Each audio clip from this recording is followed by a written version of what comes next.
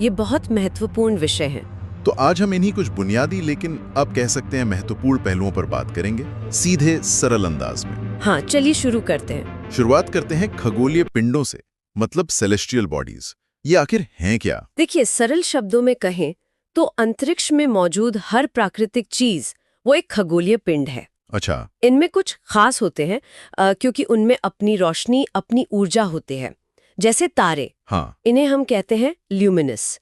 और फिर वो पिंड है जो दूसरों की रोशनी से, मतलब खासकर तारों की रोशनी से चमकते हैं। जैसे कि ग्रह या चंद्रमा? बिल्कुल, ग्रह, चंद्रमा, इन्हें नॉन ल्यूमिनस कहा जाता है। तो फिर हमारे सौर मंडल के सबसे महत्वपूर्ण ल्यूमिनस पिंड यानी सूर्य, उसी से शुरू करते हैं। हाँ, बिल्कुल सही। ये सिर्फ एक तारा ही नहीं, हमारे पूरी व्यवस्था का कहना चाहिए ऊर्जा स्रोत है। इसकी क्या खासियतें हैं जिन पर सवाल बन सकते हैं? हाँ, सूर्य हमारे सौर मंडल के केंद्र में है और इसका दबदबा ऐसा है कि पूरे सौर मंडल का लगभग 99%। 99%? हाँ, अकेले इसी में है। सोचिए जरा। गजब। इसमें मुख्य रूप से दो गैसें हैं, हाइड्रोजन करीब 73%। अच्छा। और हीलियम करीब 25%। आकार में ये पृथ्वी से लगभग 109 गुना बड़ा है। 109 गुना? जी। और तापमान की बात करें, सतह पर करीब 5800 से 6000 डिग्री सेल्सियस। लेकिन केंद्र में वो तो 1.5 करोड़ डिग्री सेल्सियस से भी ज्यादा है। बाप रे। और इसकी सबसे बाहरी परत, उसे कोरोना कहते हैं। ये नाम तो आजकल काफी सुना है। हाँ बिल्कुल, ये आंकड़े तो चौंकाने वाले हैं। और एक चीज और, ये अक्सर पूछते हैं कि सूर्य की रोशनी पृथ्वी तक कितने समय में पहुंचती है? हाँ, ये महत्वपूर्ण है। लगभग 8 मिनट 30 सेकंड लगते हैं। 8 मिनट 30 सेकंड, ठीक है। और ये ऊर्जा आती कहाँ से है, ये सवाल भी बनता है। हाँ, कहाँ से? ये आती है नाभिकीय संलयन से, मतलब न्यूक्लियर फ्यूजन। Nuclear fusion? अच्छा। इसमें हाइड्रोजन के परमाणु वो बहुत ज्यादा दबाव और तापमान पर मिलकर हीलियम बनाते हैं। H+H से He बनता है। और इस प्रक्रिया में, मतलब भारी मात्रा में ऊर्जा निकलती है। वही ऊर्जा हम तक रोशनी और गर्मी बनकर पहुंचती है। कमाल है। सूर्य तो हो गया दिन का राजा, पर रात को आसमान पर जिसका सबसे ज्यादा असर दिखता है वो है चंद्रमा। हाँ, हमारा चांद। पृथ्वी का इकलौता प्राकृतिक उपग्रह। इसके बारे में क्या जानना जरूरी है? तो देखिए, चंद्रमा नॉन ल्यूमिनस है, जैसा हमने कहा। ये सूर्य की रोशनी को ही हम तक परावर्तित करता है, रिफ्लेक्ट करता है। हाँ, रिफ्लेक्ट करता है। पृथ्वी से इसकी औसत दूरी करीब 3,84,000 किलोमीटर है और इसकी रोशनी हम तक सिर्फ 1.28 सेकंड में। बस 1.28 सेकंड? हाँ। त्रिज्या पृथ्वी की करीब 1/4 है और गुरुत्वाकर्षण वो पृथ्वी का सिर्फ छठा हिस्सा है, 1/6। हाँ, सिर्फ 16। जी। और एक बात जो हमेशा जिज्ञासा जगाती है हमें, जी, चंद्रमा का हमेशा एक ही साइड क्यों दिखता है, दूसरा क्यों नहीं? हाँ, ये बहुत ही दिलचस्प सवाल है और इसका कारण भी उतना ही दिलचस्प है। बताइए। ऐसा इसलिए है क्योंकि चंद्रमा जितने समय में अपनी धुरी पर घूमता है, मतलब रोटेशन करता है, हाँ। ठीक उतने ही समय में वो पृथ्वी का भी एक चक्कर पूरा कर लेता है, रेवोल्यूशन। अच्छा, दोनों का टाइम बराबर? हाँ, बिल्कुल बराबर, करीब 27.3 दिन। इसी तालमेल को सिंक्रोनस रोटेशन कहते हैं। Synchronous rotation. और इसी वजह से उसका एक फेस, एक हिस्सा हमेशा पृथ्वी की तरफ रहता है और दूसरा हमसे छिपा रहता है। तो मतलब चंद्रमा का एक दिन और पृथ्वी के चारों ओर उसका एक साल, वो बराबर हो गया? हाँ, एक तरह से कह सकते हैं। समय की बिल्कुल अलग धारणा है ना। अब उन दूर टिमटिमाते तारों और उनके समूहों यानी तारामंडलों पर आते हैं। तारे, जैसा हमने समझा, ल्यूमिनस होते हैं, अपने रोशनी। कुछ मशहूर तारे हैं जैसे राइजल, वो ओरायन तारामंडल का सबसे चमकीला सदस्य है। ओरायन? हाँ। फिर सीरियस, जिसे डॉग स्टार भी कहते हैं, ये रात के आसमान का सबसे चमकीला तारा है। सबसे चमकीला? और प्रोक्सिमा सेंटोरी, ये हमारे सूर्य के बाद पृथ्वी का सबसे नजदीकी तारा है। सबसे करीबी। जी। और जब तारे आसमान में कोई जानी पहचानी सी आकृति बनाते दिखते हैं ना, हाँ, जैसे सप्तऋषि? बिल्कुल, उसे तारामंडल या कॉन्स्टलेशन कहते हैं। जैसे ऑर्सा मेजर यानी सप्तऋषि मंडल या हाइड्रा, जो ज्ञात तारामंडलों में सबसे बड़ा है। और कभी-कभी आसमान में ये दूसरी चीजें दिखती हैं, जैसे एस्ट्रॉइड्स, मीटियोर्स, कॉमेट्स। इनमें अक्सर लोग कंफ्यूज हो जाते हैं। हाँ, इनका अंतर समझना बहुत जरूरी है। तो क्या फर्क है? देखिए, एस्ट्रॉइड्स यानी क्षुद्र ग्रह, ये चट्टानी पिंड है, ज्यादातर मंगल और बृहस्पति के बीच सूर्य की परिक्रमा करते हैं। अच्छा, चट्टाने। हाँ, मीटेरॉइड्स वो धूलकण या छोटे पत्थर होते हैं अंतरिक्ष में। ठीक। जब भी पृथ्वी के वायुमंडल में तेजी से घुसते हैं तो घर्षण से जल उठते हैं। इन्हें ही हम मीटियोर्स या टूटता तारा कहते हैं। अच्छा, जो हम कहते हैं टूटता तारा वो मीटियोर है? हाँ, और अगर कोई टुकड़ा बचकर जमीन तक पहुंच जाए तो वो मीटियोराइट कहलाता है। मीटियोराइट, ठीक है। और कॉमेट्स? कॉमेट्स यानी धूमकेतु, ये बर्फीली धूल और गैस के गोले हैं। बर्फीले? हाँ, बर्फीले। जब ये सूर्य के पास आते हैं तो गर्मी से इनकी बर्फ पिघलकर गैस और धूल की एक पूंछ सी बनाती है जो बहुत खूबसूरत दिखती है। ये वर्गीकरण काफी स्पष्ट हुआ। आखिर में एक बड़ा सवाल, ये सब बना कैसे? सौरमंडल की उत्पत्ति, इसका कोई स्वीकृत सिद्धांत है? हाँ, जो सबसे ज्यादा माना जाने वाला सिद्धांत है वो है नेब्यूला थ्योरी। Nebula theory? इसे कांट ने प्रस्तावित किया था और बाद में लेप्लास ने सुधारा।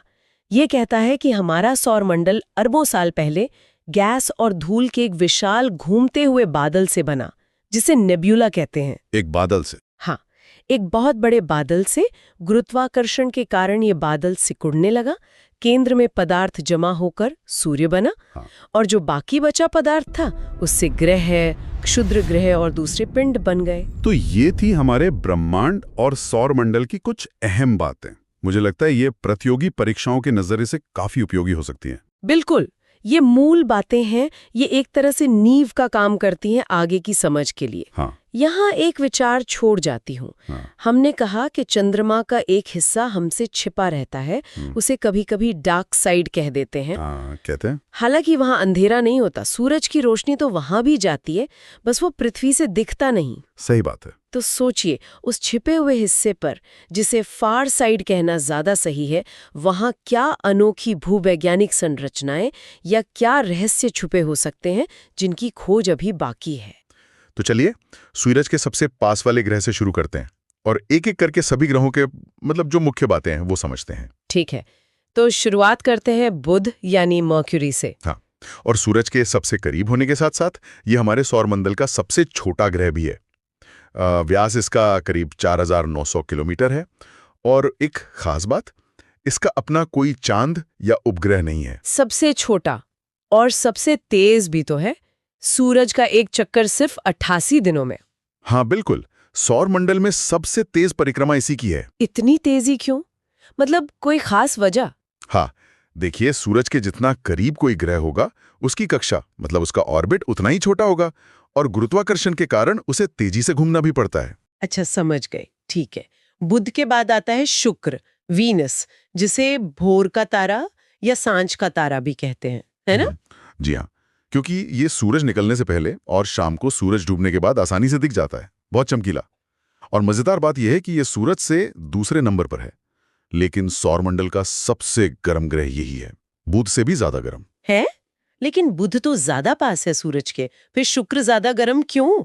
इसका कारण है शुक्र का वायुमंडल। वो बहुत ही घना है और उसमें कार्बन डाइऑक्साइड गैस भरी पड़ी है। तो ये गैस एक कंबल की तरह काम करती है और सूरज की गर्मी को अंदर तो आने देती है पर बाहर नहीं जाने देती, जिसे हम ग्रीन हाउस इफेक्ट कहते हैं। इसी वजह से ये भट्टी जैसा गर्म है। ओह अच्छा, ग्रीन हाउस इफेक्ट। और ये सबसे चमकीला भी है, आपने कहा। सबसे चमकीला। और बुध की तरह ही इसका भी कोई अपना उपग्रह नहीं है। और एक और बात इसके बारे में, इसे पृथ्वी की जुड़वा बहन भी कहते हैं, शायद आकार की वजह से। बिल्कुल सही, आकार और वजन में ये पृथ्वी से काफी मिलता जुलता है, इसीलिए इसे पृथ्वी की जुड़वा बहन कह देते हैं। एक और अनोखी बात है इसकी, ये अपनी धुरी पर ज्यादातर ग्रहों से उल्टी दिशा में घूमता है, मतलब पूरब से पश्चिम, क्लॉकवाइज। अच्छा, ये तो सच में अनोखी बात है। चलिए अब अपने घर पृथ्वी पर आते हैं। अर्थ, एकमात्र ग्रह जहां हम जानते हैं कि जीवन है। जी, हमारी पृथ्वी, इसका करीब 70% हिस्सा पानी से ढका हुआ है, इसीलिए अंतरिक्ष से देखने पर यह नीली दिखती है और इसे नीला ग्रह भी कहते हैं। हाँ, नीला ग्रह। और ये सौरमंडल का सबसे घना ग्रह भी है शायद। हाँ, सबसे ज्यादा घनत्व इसी का है, मतलब इसके पदार्थ काफी पास पास हैं, ठोस हैं। और हमारा एक ही प्यारा सा प्राकृतिक उपग्रह है चंद्रमा। चंद्रमा, बिल्कुल। पृथ्वी के बाद अगला पड़ाव है मंगल ग्रह, मार्स, यानी लाल ग्रह। हाँ, इसका लाल रंग इसकी सतह पर मौजूद आयरन ऑक्साइड, मतलब एक तरह से कह सकते हैं लोहे पर लगी जंग, उसकी वजह से है। इसके दो छोटे छोटे उपग्रह हैं, हाँ, उनके नाम भी बड़े दिलचस्प हैं, फोबोस और डीमोस। बिल्कुल, फोबोस और डीमोस। और एक और खास बात, यहीं पर हमारे सौर मंडल का सबसे ऊंचा ज्ञात ज्वालामुखी और पर्वत है, ओलिम्पस मॉन्स। अरे वाह, ओलंपस मॉन्स। ये पृथ्वी के माउंट एवरेस्ट से भी कई गुना ऊंचा है ना? जी हाँ, काफी ऊंचा है। और देखिए, ये जानना भी जरूरी है कि मंगल और अगले ग्रह बृहस्पति के बीच में लाखों छोटे बड़े चट्टानी टुकड़े सूरज का चक्कर लगा रहे हैं। अच्छा, वो क्या है? उन्हें एक क्षुद्र ग्रह पट्टी या एस्ट्रॉइड बेल्ट कहते हैं। ऐसा मानते हैं कि शायद ये किसी ग्रह के बनने से रह गए टुकड़े हैं, या कोई बना हुआ ग्रह टूट गया हो। ओह, एस्ट्रॉइड बेल्ट। तो इस बेल्ट के पार ग्रहों का मिजाज बदल जाता होगा। बिल्कुल, यहाँ से गैस और बर्फीले ग्रहों का इलाका शुरू होता है, मतलब गैस जाइंट्स और आइस जाइंट्स। सबसे पहले आता है बृहस्पति, जुपिटर, हमारे सौर मंडल का राजा, सबसे बड़ा ग्रह। सबसे बड़ा। और सुना है ये अपनी धुरी पर बहुत तेजी से घूमता है, मतलब दिन बहुत छोटा होता है वहां। सबसे तेज, सोचिए, इतना विशाल ग्रह और अपना एक चक्कर सिर्फ करीब 10 घंटे में पूरा कर लेता है। हाँ, पृथ्वी पर 24 घंटे लगते हैं। सिर्फ 10 घंटे? कमाल है। और इसके उपग्रह? इसके तो बहुत सारे उपग्रह हैं, दर्जनों, लेकिन 4 सबसे बड़े वाले, जिन्हें गैलीलियन मून्स कहते हैं, आयो, यूरोपा, गैनेमीड और कैलिस्टो, इन्हें गैलीलियो ने अपनी दूरबीन से खोजा था। गैलीलियन मून्स, अच्छा। और ये रात में चमकता भी है काफी। हाँ, आसमान में चांद और शुक्र के बाद ये तीसरा सबसे चमकीला पिंड है जो हमें दिखता है। ठीक है। बृहस्पति के बाद अगला शानदार नजारा है शनि का, सैटर्न। अपने छल्लों के लिए मशहूर। हाँ, शनि दूसरा सबसे बड़ा ग्रह। और इसकी एक और खास बात है, इसका घनत्व, इसकी डेंसिटी। ये इतनी कम है कि अगर कोई बहुत बड़ा समुद्र होता तो शनि उस पर तैर सकता। पानी से भी कम घनत्व है इसका। सच में पानी पर तैर सकता है? हाँ। ये तो कमाल है। और इसका सबसे बड़ा उपग्रह टाइटन है शायद। जी हाँ, टाइटन। और टाइटन खुद इतना बड़ा है कि ये बुध ग्रह से भी बड़ा है। इसका अपना घना वायुमंडल भी है। और शनि के छल्ले, क्या वो ठोस है, एक प्लेट की तरह? नहीं, वो ठोस नहीं है। वो असल में अरबों छोटे बड़े बर्फीले कणों, धूल और चट्टानों के टुकड़ों से बने हैं जो शनि के चारों ओर घूम रहे हैं। कैसिनी और ह्यूजेंस जैसे मिशनों ने इनके बारे में काफी जानकारी दी है। कैसिनी ने इसके एक रिंग की खोज की, ह्यूजेंस ने भी अध्ययन किया। अच्छा, तो ये कणों से बने हैं। शनि के बाद आते हैं अरुण और वरुण। इन्हें बर्फीले दानव या आइस जाइंट्स कहते हैं। ठीक, पहले अरुण की बात करते हैं। जी, अरुण या यूरेनस, इसकी खोज विलियम हर्शेल ने 1781 में की थी। ये दूरबीन से खोजा गया पहला ग्रह था। इसे आइस जॉइंट कहते हैं क्योंकि इसमें गैसों के साथ साथ पानी, अमोनिया और मीथेन जैसी जमी हुई चीजें ज्यादा हैं। और ये भी शुक्र की तरह उल्टा घूमता है, क्लॉकवाइज। हाँ, ये भी क्लॉकवाइज घूमता है। और इसकी एक और बहुत अजीब बात है, इसका झुकाव। झुकाव? कैसा झुकाव? इसका अक्षीय झुकाव, मतलब एक्सियल टिल्ट, करीब 98 डिग्री है।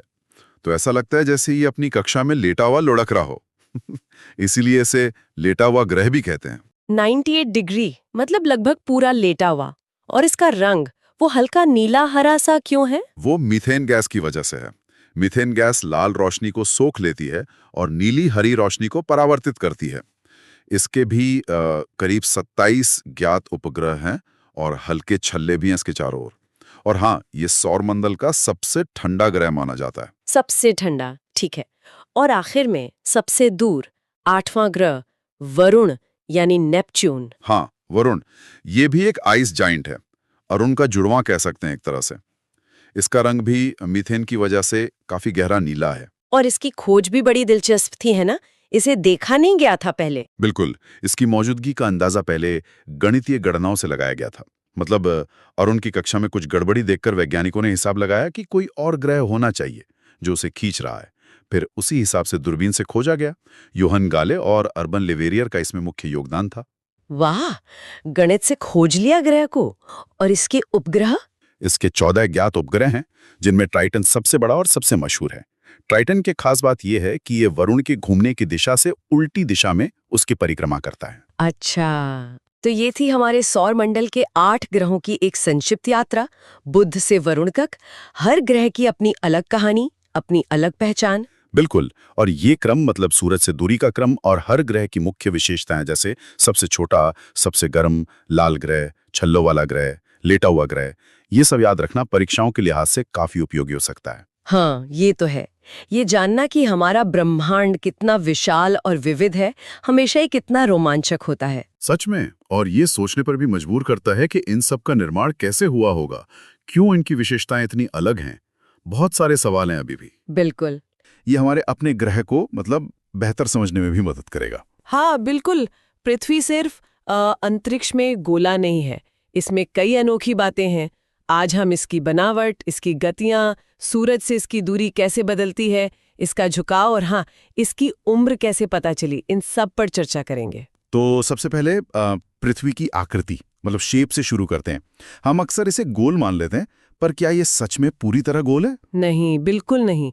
पृथ्वी की जो असल आकृति है उसे जियोइड कहते हैं, या थोड़ी और तकनीकी भाषा में कहें तो ओब्लेट स्फेरॉइड।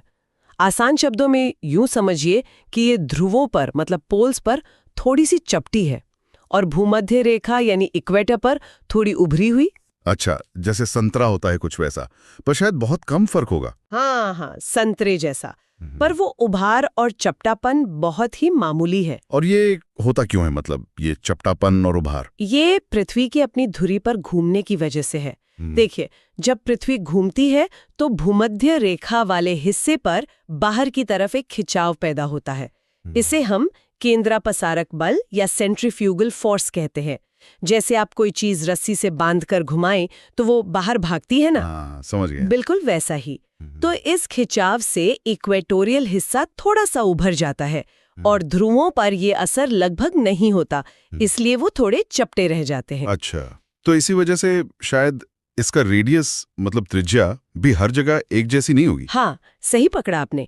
भूमध्य रेखीय त्रिज्या यानी इक्वेटोरियल रेडियस करीब 6378 किलोमीटर है, जबकि ध्रुवीय त्रिज्या पोलर रेडियस थोड़ी कम है, लगभग 6357 किलोमीटर। तो औसत कितना लेते हैं फिर? औसत त्रिज्या, मीन रेडियस, हम आमतौर पर 6371 किलोमीटर मानते हैं। ये जो छोटा सा फर्क है ना, ये भी पृथ्वी के गुरुत्वाकर्षण और सैटेलाइट्स की कक्षाओं पर असर डालता है। ये तो हुई बनावट की बात। अब जरा पृथ्वी की गतियों को समझते हैं। हम ये तो जानते हैं कि पृथ्वी घूमती है, जिससे दिन और रात होते हैं। जी, पृथ्वी की दो मुख्य गतियां हैं। पहली है घूर्णन यानी रोटेशन। इसका मतलब है अपने ही अक्ष यानी एक्सिस पर घूमना।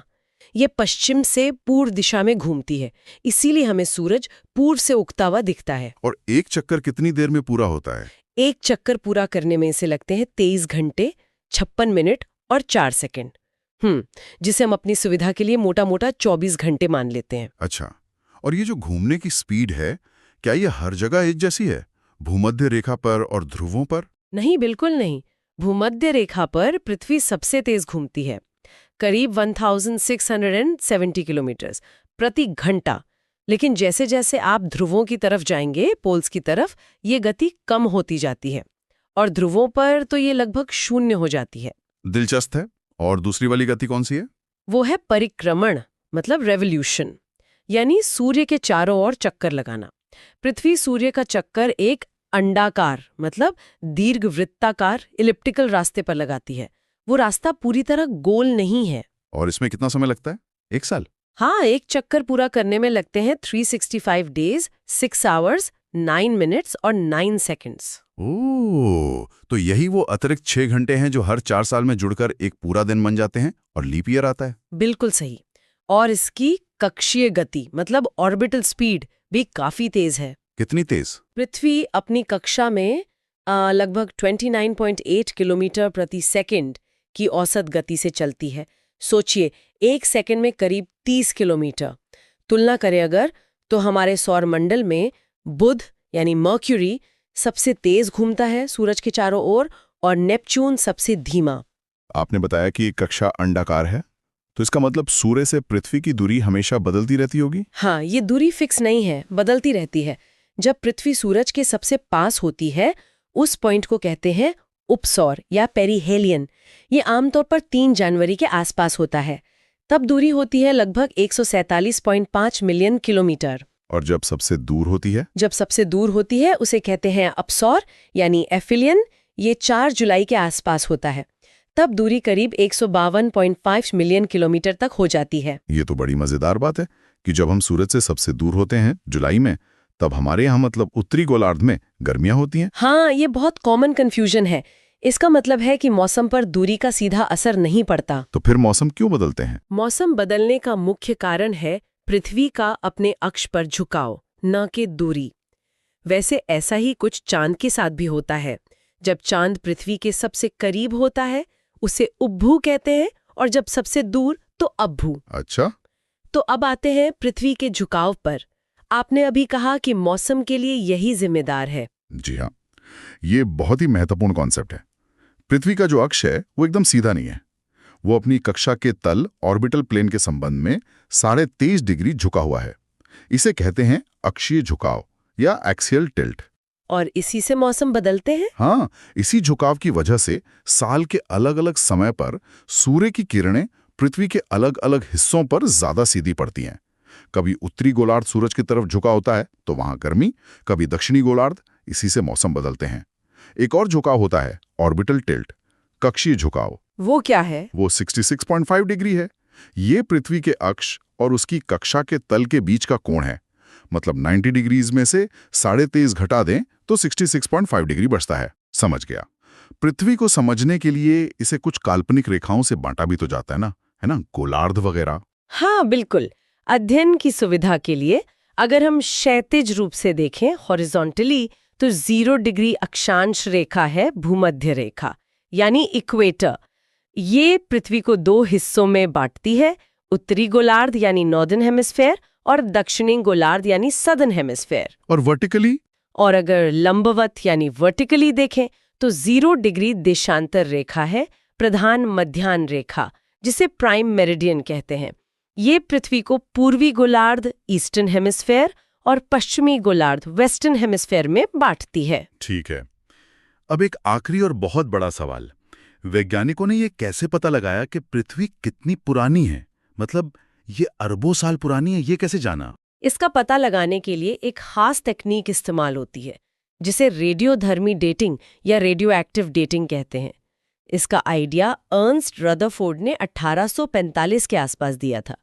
ये तकनीक इस बात पे आधारित है कि चट्टानों में कुछ रेडियोधर्मी तत्व होते हैं जो समय के साथ एक स्थिर दर से खत्म होते जाते हैं, मतलब उनका क्षय होता है। अच्छा, तो उनके क्षय की दर को मापकर उम्र का अंदाजा लगाते हैं? हाँ बिल्कुल। हम देखते हैं कि कितना मूल तत्व बचा है और कितना क्षय होकर दूसरा तत्व बन गया है।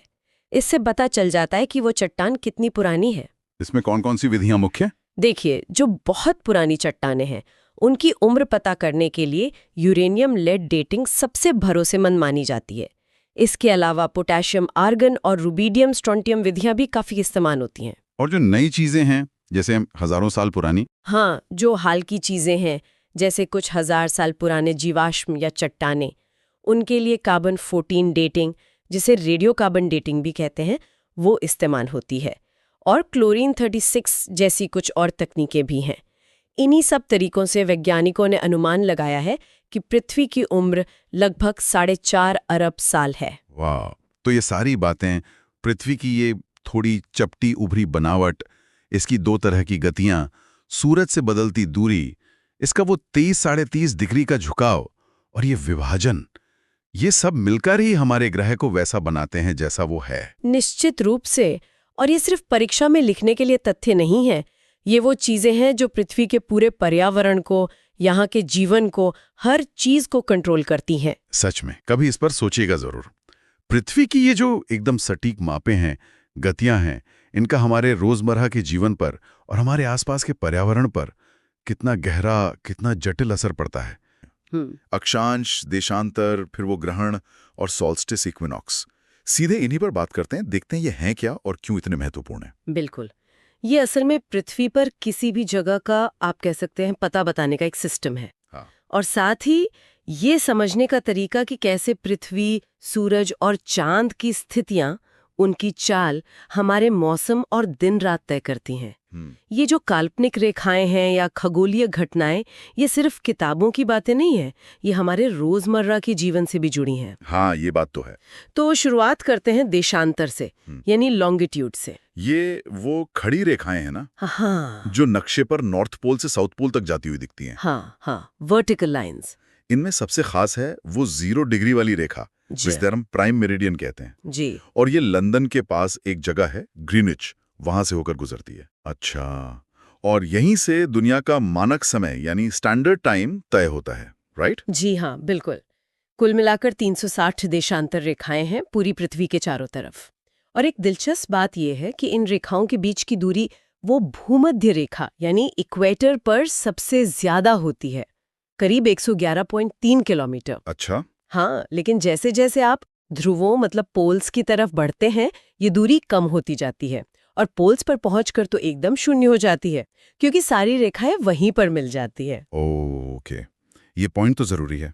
और आपने कहा प्राइम मेरिडियन 8 देशों से गुजरती है, ये भी याद रखना होगा। हाँ, ये कई बार पूछ लिया जाता है एग्जाम्स में। और इसी के ठीक पीछे मतलब 180 डिग्री पर अंतर्राष्ट्रीय तिथि रेखा है, इंटरनेशनल डेट लाइन। वो थोड़ी टेढ़ी मेढ़ी बनाई गई है जानबूझकर, ताकि कोई एक ही देश या द्वीप समूह दो अलग अलग तारीखों में न बट जाए। समझ गया। तो ये देशांतर या लॉन्गिट्यूड ये समय के लिए ज्यादा महत्वपूर्ण है, लेकिन किसी जगह की एकदम सटीक लोकेशन के लिए तो कुछ और भी चाहिए होगा। यहाँ पर शायद अक्षांश मतलब लैटिट्यूड काम आती हैं। ये वो आड़ी रेखाएं हैं पूरब से पश्चिम वाली। एकदम सही पकड़ा, ये हॉरिजॉन्टल लाइंस हैं और इनमें सबसे अहम लैटिट्यूड है 0 डिग्री वाली यानी भूमध्य रेखा या इक्वेटर। ये पृथ्वी को ठीक बीच से उत्तरी और दक्षिणी गोलार्ध, नॉर्दर्न और सादर्न हेमिस्फीयर में बांटती है। अच्छा, और इनके बीच की दूरी क्या वो भी बदलती है लॉन्गिट्यूड की तरह? नहीं, यही फर्क है। लॉन्गिट्यूड के उलट अक्षांश रेखाओं के बीच की दूरी लगभग बराबर ही रहती है, करीब करीब 111 किलोमीटर। इक्वेटर को मिलाकर कुल 181 अक्षांश रेखाएं होती हैं। 181, ओके। और इनमें कुछ खास हैं जिनके नाम याद रखने चाहिए। 23.5 डिग्री नॉर्थ पर कर्क रेखा, Tropic of Cancer. 23.5 degree south पर मकर रेखा, ट्रॉपिक ऑफ कैप्रिकॉर्न। फिर 66.5 डिग्री नॉर्थ पर आर्कटिक सर्कल और 66.5 डिग्री साउथ पर एंटार्क्टिक सर्कल। हाँ, ये नाम तो सुने हैं, कर्क रेखा, मकर रेखा। इन्हीं अक्षांशों के आधार पर पृथ्वी के ताप कटिबंध मतलब हीट जोन्स बनते हैं। उष्ण कटिबंध, टॉरिड जोन, शीतोष्ण कटिबंध, टेम्परेट जोन्स और शीत कटिबंध, फ्रिजिड जोन्स। जलवायु यानी क्लाइमेट से जुड़े सवालों के लिए ये क्लासिफिकेशन समझना बहुत जरूरी है। तो मतलब लॉन्गिट्यूड और लैटिट्यूड ये दोनों मिलकर एक जाल जैसा एक ग्रिड बनाते हैं, जिससे हम पृथ्वी पर किसी भी जगह को पिन पॉइंट कर सकते हैं। बिल्कुल, यही है वो ग्रिड सिस्टम। किसी भी जगह का अक्षांश और देशांतर बता दिया तो उसकी सटीक लोकेशन पता चल जाती है। ग्रेट, ये ग्रिड सिस्टम तो समझ आ गया। अब जरा ग्रहण पर आते हैं। इक्लिप्स, सूर्य ग्रहण और चंद्र ग्रहण ये कैसे होते हैं, इनमें क्या फर्क है? ये दरअसल सूर्य, पृथ्वी और चांद के एक सीध में आने का खेल है, उनकी अलाइनमेंट का। जब चांद सूर्य और पृथ्वी के बीच आ जाता है, मतलब क्रम होता है सन, मून, अर्थ, तो चांद की छाया पृथ्वी पर पड़ती है और हमें उस हिस्से से सूरज ढका हुआ दिखता है। इसी को सूर्य ग्रहण, सोलर इक्लिप्स कहते हैं।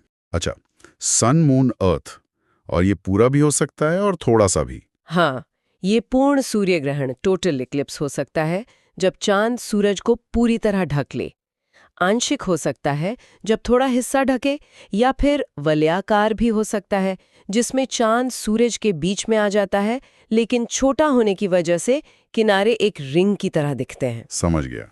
और चंद्र ग्रहण, वो इसका उल्टा होगा? हाँ, चंद्र ग्रहण यानी लूनर इक्लिप्स में पृथ्वी जो है वो सूरज और चांद के बीच आ जाती है। अलाइनमेंट होता है सन, अर्थ, मून।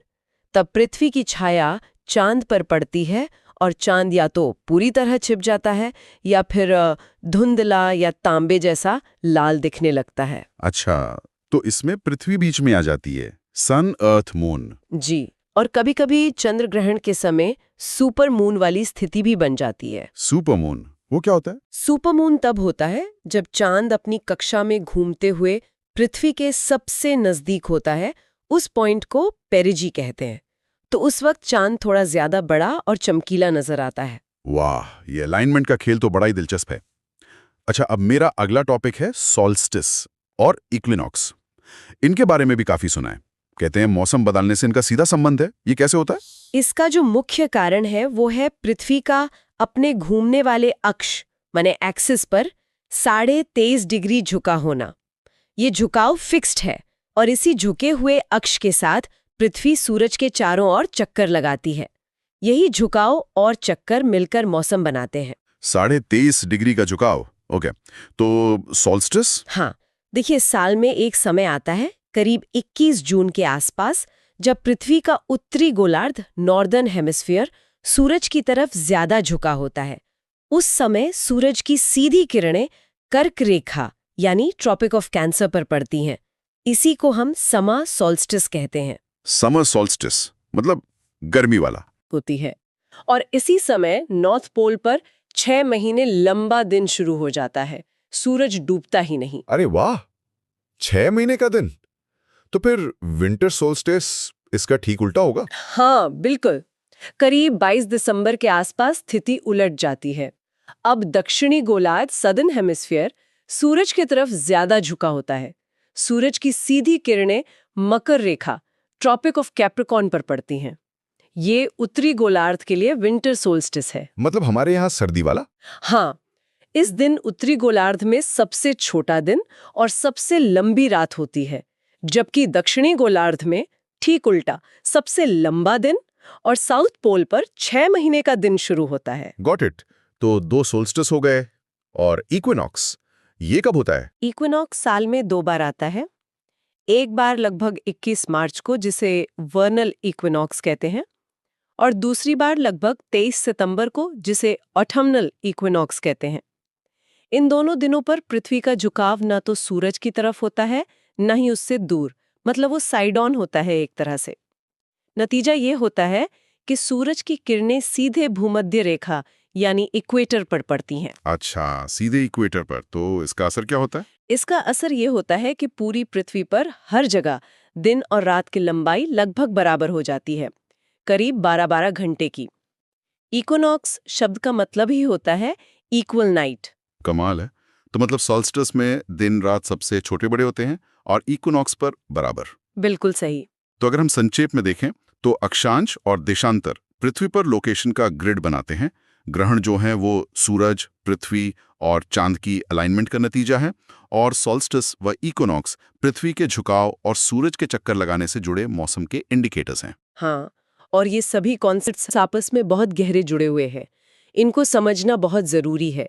जैसे देशांतर से टाइम जोन्स तय होते हैं, अक्षांश से क्लाइमेट जोन्स का अंदाजा लगता है, और सॉल्स्टिस, इक्विनॉक्स मौसम और दिन रात की लंबाई तय करते हैं। ये सोचना ही काफी दिलचस्प है कि जो भी हम सतह पर देखते हैं, मतलब चाहे वो ऊंचे ऊंचे पहाड़ हों या फिर अचानक आने वाले भूकंप, उन सब का सीधा कनेक्शन पृथ्वी के अंदर क्या चल रहा है उससे है। हाँ, बिल्कुल।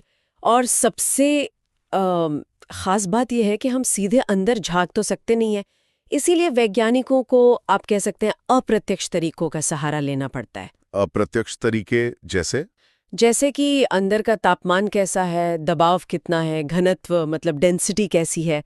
लेकिन सबसे कारगर तरीका है भूकंपीय तरंगों का अध्ययन, जिन्हें साइज्मिक वेव्स कहते हैं। अच्छा, साइज्मिक वेव्स। हाँ, ये तरंगे पृथ्वी की अलग अलग परतों से गुजरते हुए अपनी चाल बदलती हैं, और इसी से हमें अंदर के स्ट्रक्चर का पता चलता है।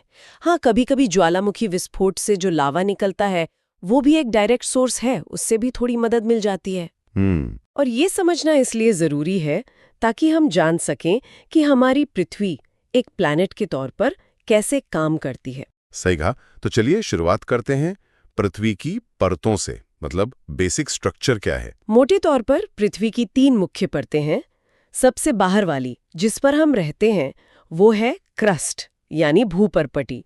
ये काफी पतली है। हाँ। उसके नीचे है मैंटल, जो काफी मोटा हिस्सा है, और एकदम केंद्र में, सेंटर में है कोर यानी क्रोड। ओके, क्रस्ट, मैंटल और कोर। और ये जो क्रस्ट है, क्या ये हर जगह एक जैसी है? नहीं, क्रस्ट भी 2 तरह की है। जहां महाद्वीप है, मतलब जमीन है, वहां ये मोटी होती है, इसे कॉन्टिनेंटल क्रस्ट कहते हैं और इसमें सिलिका और एल्यूमिनियम ज्यादा होता है। अच्छा, सिलिका और एल्यूमिनियम। सियाल, वो सियाल वाला कॉन्सेप्ट? बिल्कुल, सियाल। और जहां महासागर हैं, समुद्र के नीचे, वहां ये पतली होती है। इसे ओशनिक क्रस्ट कहते हैं। ये ज्यादा भारी, मतलब डेंस होती है और इसमें सिलिका के साथ मैग्नीशियम ज्यादा होता है, सीमा। सीमा, अच्छा, सीमा मतलब सिलिका और मैग्नीशियम। और ये ज्यादातर बेसाल्ट चट्टानों से बनी होती है ना? हाँ, सही। अब क्रस्ट के ठीक नीचे आता है मेंटल। ये पृथ्वी का सबसे बड़ा हिस्सा है वॉल्यूम के हिसाब से, और ये भी ज्यादातर सीमा से ही बना है। इसका ऊपरी भाग, जिसे एस्थेनोस्फीयर कहते हैं, वो बहुत इंपॉर्टेंट है। वो पूरी तरह ठोस नहीं है, बल्कि एक तरह से अर्ध पिघली, सेमी मोल्टन अवस्था में है, जैसे बहुत गाढ़ा शहद या तारकोल समझ लीजिए। अच्छा, मतलब प्लास्टिक जैसा? हाँ, कुछ वैसा ही। इसी परत के ऊपर पृथ्वी की ठोस प्लेटें तैरती हैं, और ज्वालामुखी के लिए जो मैग्मा होता है ना, वो भी यहीं से आता है। ओके, और आपने लिथोस्फीयर का भी जिक्र किया था? हाँ, लिथोस्फीयर असल में क्रस्ट और मेंटल का जो सबसे ऊपर वाला ठोस हिस्सा है, उन दोनों को मिलाकर बनता है। ये करीब 10 से लेकर 200 किलोमीटर तक मोटा हो सकता है। यही वो हिस्सा है जो प्लेटों में टूटा हुआ है। समझ गया। क्रस्ट और मेंटल का ऊपरी ठोस भाग बराबर लिथोस्फीयर, ठीक है। अब सबसे अंदर चलते हैं, कोर। हाँ, कोर। इसके भी 2 हिस्से हैं, बाहरी कोर, आउटर कोर, और आंतरिक कोर, इनर कोर।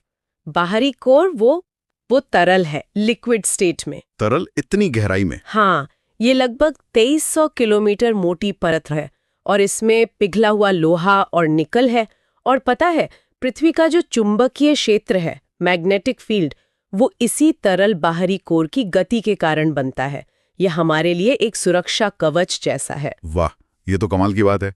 और आंतरिक कोर? आंतरिक कोर बाहरी कोर से भी ज्यादा गर्म है, लेकिन उस पर दबाव इतना ज्यादा है, इतना ज्यादा प्रेशर है कि वो ठोस बन गया है। अच्छा, मतलब ज्यादा गर्मी के बावजूद ठोस, प्रेशर की वजह से? बिल्कुल।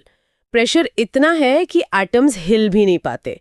ये करीब 1200 किलोमीटर मोटा है, और क्योंकि कोर में मुख्य रूप से निकेल और आयरन है, इसीलिए इसे निफे परत भी कहते हैं। निफे? हाँ, ये नाम सुना है। तो ये जो लिथोस्फीयर की बात हुई, जो ठोस परत है, ये मतलब एक पूरा खोल नहीं है, ये टुकड़ों में है। हाँ, यही बात है।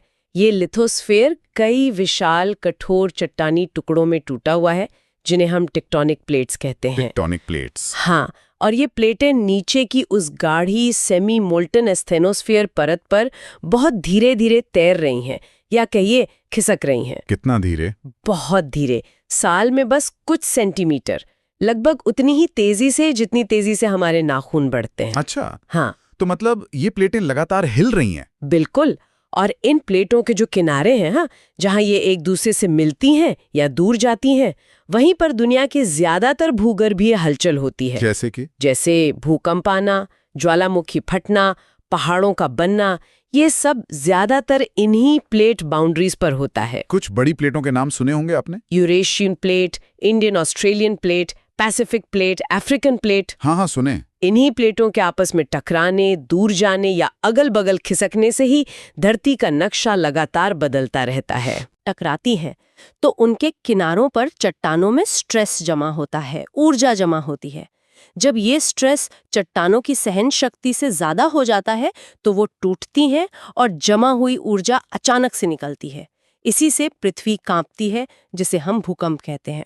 अच्छा, और वो फोकस और एपिसेंटर क्या होता है? जहां पृथ्वी के अंदर चट्टान टूटती है और ऊर्जा निकलती है, उस पॉइंट को फोकस या हाइपोसेंटर कहते हैं। और ठीक उसके ऊपर जमीन की सतह पर जो बिंदु होता है, उसे एपिसेंटर कहते हैं। नुकसान एपिसेंटर के आसपास सबसे ज्यादा होता है। और इन कंपनों को नापने के लिए सिस्मोग्राफ का इस्तेमाल होता है ना? हाँ, सिस्मोग्राफ इन भूकंपीय तरंगों को रिकॉर्ड करता है। ये तरंगे भी अलग अलग तरह की होती हैं? हाँ, मुख्य रूप से 2 तरह की। पहली है बॉडी वेव्स, जो पृथ्वी के अंदर से होकर गुजरती हैं। इनमें भी 2 टाइप हैं, पी तरंगे और एस तरंगे। पी और एस? पी मतलब प्राइमरी, ये सबसे तेज होती हैं और ठोस, तरल, गैस तीनों मीडियम से गुजर सकती हैं। अच्छा। दूसरी हैं एस तरंगे, यानी सेकेंडरी। ये पी तरंगों से धीमी होती हैं और इनकी खासियत ये है कि ये सिर्फ ठोस चीजों से ही गुजर सकती हैं, तरल से नहीं। ओह, तो क्या इसका मतलब? बिल्कुल, एस तरंगे बाहरी कोर से नहीं गुजर पाती और यही इस बात का सबसे बड़ा सबूत है कि बाहरी कोर तरल अवस्था में है। कमाल है, ये तो एक पहेली सुलझाने जैसा है। हाँ, फिर जब ये बॉडी वेव्स P और S सतह पर पहुंचती हैं तो वे सरफेस वेव्स यानी सतही तरंगे पैदा करती हैं। ये तरंगे पृथ्वी की सतह के साथ साथ चलती हैं और आमतौर पर बिल्डिंग्स वगैरह को सबसे ज्यादा नुकसान यही पहुंचाती हैं। और भूकंप की तीव्रता कैसे नापते हैं? वो रिक्टर स्केल? हाँ, 2 मुख्य पैमाने हैं। रिक्टर स्केल भूकंप के दौरान निकली कुल ऊर्जा को मापता है, जिसे मैग्नीट्यूड कहते हैं। ये एक लॉगरिथमिक स्केल है, मतलब रिक्टर स्केल पर हर एक नंबर बढ़ने का मतलब है लगभग 32 गुना ज्यादा ऊर्जा। बाप रे, 32 गुना? हाँ, और दूसरा है मर्कैली स्केल। मर्कैली स्केल? ये भूकंप से हुए नुकसान के आधार पर उसकी तीव्रता, इंटेंसिटी को मापता है। मतलब लोगों ने क्या महसूस किया, इमारतों को कितना नुकसान हुआ वगैरह। ठीक है, समझ गया। मैग्नीट्यूड के लिए रिक्टर और इंटेंसिटी के लिए मर्कैली। अच्छा, अब जरा इन प्लेट सीमाओं यानी प्लेट बाउंड्रीज के बारे में थोड़ा और बताइए। ये कितने प्रकार की होती हैं? मोटे तौर पर 3 मुख्य प्रकार की होती हैं। 3? कौन-कौन सी? पहली है अपसारी सीमा यानी डाइवर्जेंट बाउंड्री। यहाँ प्लेटें एक दूसरे से दूर जा रही होती हैं। दूर तो बीच में खाली जगह बन जाती होगी। हाँ, और उस खाली जगह में नीचे से पिघला हुआ मैग्मा ऊपर आता है, ठंडा होकर जमता है और नई क्रस्ट बन जाती है। समुद्रों के बीच में जो पहाड़ों की लंबी श्रृंखलाएं हैं, मिड ओशनिक रिज, वो इसी तरह बनती हैं। अच्छा, नई जमीन बनती है यहाँ। दूसरी कौन सी है? दूसरी है अभिसारी सीमा यानी कन्वर्जेंट बाउंड्री। यहाँ प्लेटें एक दूसरे की तरफ आकर टकराती हैं। टकराती हैं, तब क्या होता है? इसमें कई चीजें हो सकती हैं। अगर एक ओशानिक प्लेट और एक कॉन्टिनेंटल प्लेट टकराएं, तो भारी वाली ओशानिक प्लेट हल्की कॉन्टिनेंटल प्लेट के नीचे घुस जाती है। इसे सबडक्शन कहते हैं। सबडक्शन? हाँ, इससे गहरी समुद्री खाइयां बनती हैं और कॉन्टिनेंटल प्लेट पर ज्वालामुखी पर्वत बन जाते हैं, जैसे एंडीज पर्वत। अगर 2 कॉन्टिनेंटल प्लेटें टकराएं तो कोई नीचे नहीं धंसती, बल्कि दोनों मुड़कर ऊपर उठ जाती हैं और विशाल पर्वत श्रृंखलाएं बना देती हैं। जैसे कि हिमालय? बिल्कुल, हिमालय पर्वत भारतीय प्लेट और यूरेशियन प्लेट के टकराने से ही बना है। यहाँ पुरानी क्रस्ट नष्ट होती है या फिर मुड़ जाती है। दिलचस्प। और तीसरी? तीसरी है संरक्षी या रूपांतरण सीमा, ट्रांसफॉर्म बाउंड्री। यहाँ प्लेटें ना तो टकराती हैं न दूर जाती हैं, बल्कि एक दूसरे के अगल बगल रगड़ते हुए खिसकती हैं। अगल बगल? हाँ, हॉरिजॉन्टली, जैसे 2 गाड़ियां एक दूसरे को साइड से रगड़ते हुए निकल जाएं। यहाँ बड़े बड़े भ्रंश यानी फॉल्ट्स बनते हैं। यहाँ न तो क्रस्ट बनती है न नष्ट होती है। लेकिन हाँ, इन सीमाओं पर अक्सर बहुत तीव्र और खतरनाक भूकंप आते हैं। कोई उदाहरण? कैलिफोर्निया का सैन एंड्रियास फॉल्ट इसका एक बहुत मशहूर उदाहरण है। अच्छा, सैन एंड्रियास फॉल्ट, समझ गया। तो कुल मिलाकर ये तो साफ है कि पृथ्वी की गहराई में जो प्रक्रियाएं चल रही हैं, ये प्लेटों की जो मूवमेंट है और सतह पर जो हमें दिखता है, पहाड़, ज्वालामुखी, भूकंप, ये सब एक दूसरे से बहुत गहराई से जुड़े हुए हैं। एक पूरा सिस्टम है ये। बिल्कुल सही कहा, ये सब इंटरकनेक्टेड है और ये हमें सोचने पर भी मजबूर करता है ना, कि जिस तरह ये प्लेटें आज भी खिसक रही हैं, भविष्य में ये पृथ्वी के नक्शे को और कैसा आकार देंगी। हाँ, लाखों साल बाद दुनिया कैसे दिखेगी? ये तो सोचने वाली बात है। और दूसरा सवाल ये कि क्या इन आंतरिक प्रक्रियाओं की हमारी जो समझ बढ़ रही है, उससे हम कभी भूकंप जैसी आपदाओं का सटीक पूर्वानुमान लगा पाएंगे या कम से कम उनसे निपटने के लिए बेहतर तैयारी कर पाएंगे? ये कुछ बड़े सवाल हैं जिन पर वैज्ञानिक लगातार काम कर रहे हैं। वाकई, ये विषय जितना जटिल है उतना ही महत्वपूर्ण भी। खैर, इस विषय पर आपकी क्या राय है? आप क्या सोचते हैं?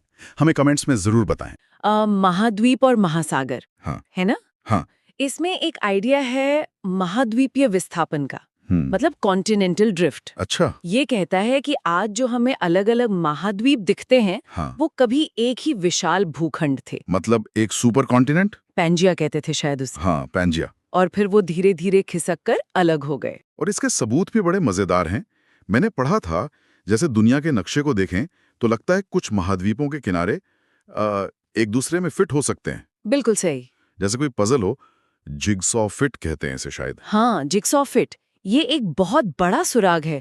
और सिर्फ यही नहीं। और क्या है? अब सोचिए, हजारों किलोमीटर दूर बसे महाद्वीपों पर, जैसे अफ्रीका और दक्षिण अमेरिका, वहाँ एक जैसे पुराने पौधों और जानवरों के फॉसिल्स मिले हैं। अच्छा, मतलब वो जीव तैर कर तो नहीं गए होंगे इतनी दूर? बिल्कुल नहीं। और सोने जैसे कुछ खास खनिज उनके प्लेसिड डिपॉजिट अटलांटिक के दोनों तरफ मिलते हैं। और अलग-अलग महासागरों के पार जो चट्टानें हैं, उनकी उम्र और बनावट में भी समानताएं मिलती हैं। ये सब उसी विस्थापन की तरफ इशारा करते हैं। अच्छा, तो इसे थोड़ा और समझते हैं। ये महाद्वीप खिसकते क्यों हैं? आखिर इतनी बड़ी-बड़ी जमीन हिलती कैसे है? देखिए, इसका मुख्य कारण है पृथ्वी के मैंटल में, मतलब सतह के नीचे जो एक मोटी, गर्म पिघली चट्टानों की परत है ना, हाँ, मेंटल। उसमें चलती हैं संवहन धाराएं, मतलब कन्वेक्शन करंट्स। जैसे पानी उबलता है बर्तन में, गर्म ऊपर ठंडा नीचे। हाँ, कुछ वैसा ही, पर बहुत बहुत धीमी गति से। और यही धाराएं ऊपर तैर रही टेक्टोनिक प्लेटों को धीरे धीरे खिसकाती हैं। और इन्हीं प्लेटों पर हमारे महाद्वीप टिके हुए हैं। एग्जैक्टली। तो इसी से जुड़ी है वो सी फ्लोर स्प्रेडिंग वाली बात, मतलब समुद्र का तल फैलना। हाँ, बिल्कुल। मैंने मध्य महासागरीय कटकों के बारे में पढ़ा है, मिड ओशियानिक रिज। ये समुद्र के नीचे पहाड़ जैसे होते हैं। सही। ये वो जगह हैं जहां दो प्लेटें एक दूसरे से दूर जा रही होती हैं। अच्छा, नीचे से गर्म मैग्मा ऊपर आता है, ठंडा होकर नई समुद्री परत, मतलब नया सी फ्लोर बनाता है। तो इसीलिए इन कटकों के पास की चट्टानें सबसे नई होंगी। बिल्कुल। और जैसे जैसे हम कटक से दूर जाएंगे, चट्टानें पुरानी होती जाएंगी। और वो जो महासागरीय गर्त हैं, ट्रेंचेस, वो सबसे गहरे हिस्से? हाँ, वो वहां बनते हैं जहां पुरानी ठंडी समुद्री परत वापस मैंटल में धंस रही होती है। सबडक्शन होता है वहां। तो ये प्लेटों का खिसकना, टकराना, दूर जाना, यहीं से ज्वालामुखी की कहानी भी जुड़ती होगी फिर। बिल्कुल। ज्वालामुखी दरअसल पृथ्वी की सतह पर वो दरारें या छेद हैं जहां से पिघली हुई चट्टान, मतलब मैग्मा, गैसें और राख बाहर निकलते हैं। और ये अक्सर वहीं पाए जाते हैं जहां टेक्टोनिक प्लेटें मिल रही हों। जैसे सबडक्शन जोन में। हाँ, जहां एक प्लेट दूसरे के नीचे जा रही हो, या फिर जहां प्लेटें अलग हो रही हों। जैसे वो मिड ओशियनिक रिज पर। सही कहा। इनके अलग-अलग प्रकार भी होते हैं, काल्डेरा, सिंडर कोन वगैरह। हाँ, होते हैं।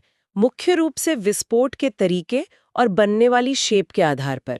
जैसे काल्डेरा जो है, वो बहुत बड़े विस्फोटक उद्गार के बाद बने विशाल गड्ढे होते हैं। अच्छा। सिंडर कोन थोड़े छोटे कोन जैसे पहाड़ होते हैं जो राख और सिंडर के जमा होने से बनते हैं। और वो मिश्रित वाले कंपोजिट। हाँ, कॉम्पोजिट या स्ट्रैटोवोल्केनो, ये परत दर परत लावा और राख के जमने से बनते हैं। काफी बड़े और ढलान वाले होते हैं, जैसे जापान का माउंट फूजी एक क्लासिक उदाहरण है। समझ गया। अच्छा, अब जरा चट्टानों पे आते हैं। ये तो जैसे पृथ्वी के इतिहास की डायरी है। 3 तरह की होती है ना मेनली, आग्नेय, अवसादी और कायांतरित। सही पहचाना। इग्नेस, सेडिमेंट्री और मेटामॉर्फिक। और सबसे मजेदार बात यह है कि ये तीनों आपस में बदलती रहती हैं। चट्टान चक्र, रॉक साइकिल। बिल्कुल। सोचिए, कोई भी चट्टान अगर वो बहुत ज्यादा तापमान पर पिघल जाए तो क्या बनेगी? मैग्मा। हाँ, और जब ये मैग्मा ठंडा होकर जमता है तो बनती है आग्नेय यानी इग्नेस चट्टान। जैसे ग्रेनाइट और बेसॉल्ट। ग्रेनाइट शायद तब बनता है जब मैग्मा धरती के अंदर धीरे धीरे ठंडा होता है। एकदम सही, वो इंट्रूसिव कहलाता है। और बेसॉल्ट तब जब लावा सतह पर आकर जल्दी ठंडा हो जाता है, वो एक्सट्रूसिव। ठीक है, फिर मौसम की मार पड़ती है, हवा, पानी, बर्फ, तो ये आग्नेय चट्टान या कोई भी चट्टान टूटती फूटती है। छोटे छोटे कण बन जाते हैं, सेडिमेंट्स। हाँ, अवसाद। ये कण फिर हवा या पानी से बहकर कहीं जमा होते हैं, परत दर परत। और फिर दबाव पड़ता होगा। बिल्कुल। दबाव पड़ने पर ये कण आपस में जुड़ जाते हैं, सीमेंट हो जाते हैं एक तरह से। इसे लिथिफिकेशन कहते हैं और बन जाती है अवसादी यानी सेडिमेंट्री चट्टान। जैसे बलुआ पत्थर, सैंडस्टोन, जो रेत के कणों से बनता है। हाँ, या चूना पत्थर, लाइमस्टोन, जो समुद्री जीवों के खोल या कंकाल के टुकड़ों से बनता है। और कोयला भी तो एक अवसादी चट्टान ही है। हाँ, वो दबे हुए पेड़ पौधों से बनता है। ठीक है। और तीसरी कौन सी थी? कायांतरित। मेटामॉर्फिक। इसका क्या मतलब है? कायांतरित मतलब जिसका रूप बदल गया हो। जब कोई भी पुरानी चट्टान, चाहे आग्नेय हो या अवसादी, बहुत ज्यादा गर्मी या दबाव या दोनों के कारण अपना रूप और गुण बदल लेती है, तो वो कायांतरित बन जाती है। मतलब वो पिघलती नहीं है? नहीं, पिघलती नहीं है, बस उसकी बनावट, उसके मिनरल्स बदल जाते हैं। ठोस अवस्था में ही बदलाव आता है। कोई उदाहरण? जैसे चूना पत्थर, जो एक अवसादी चट्टान है, वो ज्यादा गर्मी और दबाव से संगमरमर यानी मार्बल बन जाता है। अच्छा, ताजमहल वाला मार्बल। हाँ, और ग्रेनाइट जो आग्नेय चट्टान है, वो नाइस नाम की कायांतरित चट्टान में बदल सकता है। तो ये चक्र चलता रहता है, कोई भी चट्टान किसी भी दूसरे प्रकार में बदल सकती है। बिल्कुल, यही रॉक साइकिल है। चलिए, अब बात करते हैं समुद्र की एक बेहद खूबसूरत और नाजुक रचना की, मूंगा, कोरल्स। हाँ, मूंगा। ये असल में छोटे छोटे समुद्री जीव होते हैं, पॉलिप्स कहते हैं इन्हें। जीव होते हैं? मुझे लगा था पत्थर जैसे होते हैं। नहीं, ये जीव हैं जो समूहों में मतलब कॉलोनीज में रहते हैं, और ये अपने शरीर के चारों ओर कैल्शियम कार्बोनेट का एक कठोर ढांचा बनाते हैं। अच्छा, जैसे सीप बनाती है। हाँ, कुछ वैसा ही। और जब लाखों करोड़ों पॉलिप्स की ये ढांचे जुड़ते जाते हैं पीढ़ी दर पीढ़ी, तो विशाल संरचनाएं बन जाती हैं। उन्हीं को मूंगा चट्टान या कोरल रीफ्स कहते हैं। जैसे ऑस्ट्रेलिया का ग्रेट बैरियर रीफ। बिल्कुल, वो दुनिया का सबसे बड़ा कोरल रीफ सिस्टम है। इनके लिए तो खास तरह का माहौल चाहिए होता है ना? ये हर कहीं तो नहीं मिलते। नहीं, बिल्कुल नहीं। इन्हें बढ़ने के लिए कुछ खास शर्तें पूरी होनी जरूरी हैं। जैसे कि? एक तो पानी साफ होना चाहिए, दूसरा खारा पानी हो मतलब सॉल्ट वाटर, तीसरा पर्याप्त धूप चाहिए। धूप? पानी के अंदर? हाँ, क्योंकि इनके साथ शैवाल रहते हैं जिन्हें फोटोसिंथेसिस के लिए धूप चाहिए, इसलिए ज्यादातर उथले पानी में मतलब शैलो वाटर में मिलते हैं। अच्छा, और सबसे जरूरी पानी का तापमान। इन्हें गर्म पानी पसंद है, पर बहुत ज्यादा गर्म नहीं। लगभग 20 से 30 डिग्री सेल्सियस के बीच का तापमान इनके लिए ठीक रहता है। और ये इतने रंग बिरंगे कैसे होते हैं? लाल, हरे, नीले? वो रंग इनका अपना नहीं होता। इनके टिश्यूज में मतलब ऊतकों में ज़ूक्सिंथेली नाम के बहुत छोटे छोटे शैवाल रहते हैं। अच्छा, शैवाल। हाँ, और ये एक सिम्बायोटिक रिश्ता है, मतलब सहजीवन। शैवाल फोटोसिंथेसिस करके मूंगे को भोजन देते हैं, और यही शैवाल मूंगे को उसके सुंदर रंग भी देते हैं। और बदले में शैवाल को क्या मिलता है? मूंगे से उन्हें रहने की सुरक्षित जगह और फोटोसिंथेसिस के लिए जरूरी पोषक तत्व मिलते हैं। कमाल का रिश्ता है। लेकिन हमने प्रवाल विरंजन यानी कोरल ब्लीचिंग के बारे में भी काफी सुना है। वो क्या होता है? हाँ, ये एक बड़ी समस्या है आजकल। जब समुद्री पानी का तापमान सामान्य से ज्यादा बढ़ जाता है, जैसे क्लाइमेट चेंज की वजह से हो रहा है, हाँ, तो मूंगा तनाव में आ जाता है, स्ट्रेस में। और इस तनाव की वजह से वो अपने अंदर रहने वाले ज़ूक्सिंथेली शैवाल को बाहर निकाल देता है। ओहो, मतलब अपने रंग और भोजन के स्रोत को ही बाहर कर देता है। हाँ, और उन रंगीन शैवालों के बिना मूंगे का अपना सफेद कैल्शियम कार्बोनेट का कंकाल दिखने लगता है, इसीलिए वो सफेद हो जाते हैं। इसी को कोरल ब्लीचिंग कहते हैं। क्या ये हमेशा के लिए मर जाते हैं फिर? जरूरी नहीं। अगर पानी का तापमान जल्दी ही वापस नॉर्मल हो जाए तो शैवाल लौट सकते हैं और मूंगा बच सकता है। लेकिन अगर ब्लीचिंग ज्यादा समय तक रहे या तापमान बहुत ज्यादा बढ़ जाए तो मूंगे मर भी सकते हैं। ये तो चिंता की बात है। तो मतलब इन सब बातों को अगर जोड़ें, महाद्वीपों का खिसकना, चट्टानों का बदलना, ज्वालामुखी का फटना और यहाँ तक कि इन नाजुक मूंगों का जीवन, पृथ्वी की ये सारी प्रणालियां एक दूसरे से कितनी गहराई से जुड़ी हुई हैं। बिल्कुल, सब इंटरकनेक्टेड है।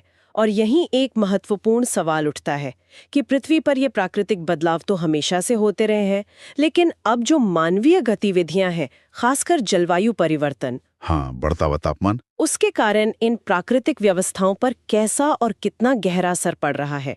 खासकर मूंगा चट्टानों जैसे जो बहुत संवेदनशील इकोसिस्टम है, उनके भविष्य के लिए इसके क्या मायने हैं? ये सोचने वाली बात है। इस बारे में आपकी क्या राय है?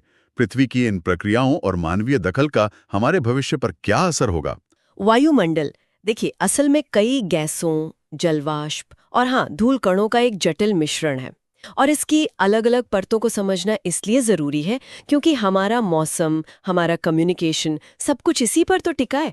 तो चलिए एक एक करके परत दर परत इसकी खासियतों को देखते हैं। हाँ, शुरू करते हैं सबसे नीचे वाली परत से, जहां हम सब हैं, शोभमंडल यानी ट्रोपोस्फियर। सारा मौसम यही बनता है ना? एकदम सही कहा। यह पृथ्वी की सतह से लगी हुई परत है। ध्रुवों पर देखें तो करीब 8 किलोमीटर और भूमध्य रेखा पर थोड़ा ज्यादा, लगभग 18 किलोमीटर ऊंचाई तक। वायुमंडल का ज्यादातर भार मतलब करीब 75% और लगभग सारी जलवाष्प और धूल कण वो सब इसी परत में है। और हाँ, जैसा आपने कहा, मौसम की सारी हलचल, बादल, बारिश, कोहरा, ओले गिरना, सब यहीं होता है।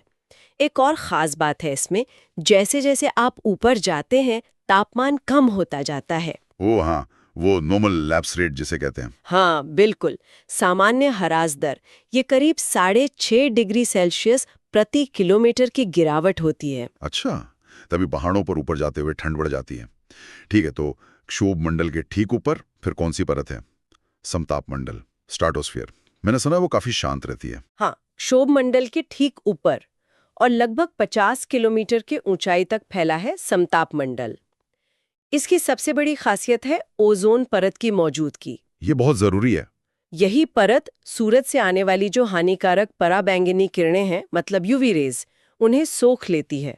और एक दिलचस्प बात यह है कि यहाँ ऊंचाई के साथ तापमान घटता नहीं बल्कि बढ़ता है। बढ़ता है? ऐसा क्यों? हाँ, क्योंकि ओजोन गैस जब यूवी किरणें सोखती है तो वो गर्म हो जाती है, और क्योंकि यहाँ बादल वगैरह नहीं होते, मौसम की गड़बड़ी नहीं होती, तो ये परत हवाई जहाज उड़ाने के लिए सबसे सही मानी जाती है, एकदम स्थिर। समझ गया, मतलब यूवी से सुरक्षा भी और प्लेन्स के लिए शांत रास्ता भी। अच्छा, इसके बाद और ऊपर चलें तो मध्य मंडल, मीसोस्फीयर, वहां क्या है? हाँ, समताप मंडल के ऊपर लगभग 80 किलोमीटर तक है मध्य मंडल। यहाँ मामला फिर बदल जाता है। ऊंचाई के साथ तापमान यहाँ तेजी से गिरता है और ये वायुमंडल की सबसे ठंडी जगह बन जाती है। मतलब तापमान -100 डिग्री सेल्सियस तक पहुंच सकता है। बाप रे, -100 डिग्री। जी हाँ, और जो अंतरिक्ष से उल्कापिंड आते हैं ना, मेटियोर्स, वो ज्यादातर इसी परत में हवा से रगड़ खाकर जल जाते हैं, जिन्हें हम कभी-कभी टूटता तारा समझ लेते हैं। अरे वाह, तो वो टूटते तारे असल में यहाँ जलने वाले उल्कापिंड है। ये भी एक तरह का सुरक्षा कवच ही हो गया। अच्छा, इसके ऊपर तापमान फिर से बढ़ता है थर्मोस्फीयर में? बिल्कुल, मध्य मंडल के बाद थर्मोस्फीयर शुरू होता है। यहाँ हवा बहुत ही ज्यादा पतली होती है, विरल, लेकिन जो गैस के कण होते हैं वो सूरज के बहुत तेज ऊर्जा सोखते हैं। इसलिए यहाँ ऊंचाई के साथ तापमान फिर बहुत तेजी से बढ़ता है, हजारों डिग्री सेल्सियस तक पहुंच सकता है। इसी थर्मोस्फीयर का एक निचला हिस्सा है आयन मंडल, यानी आयनोस्फीयर, लगभग 80 से 400 किलोमीटर के बीच। आयन मंडल, हाँ ये तो सुना है, रेडियो कम्युनिकेशन के लिए जरूरी है। एकदम, इसमें ना विद्युत आवेशित कण होते हैं, आयंस,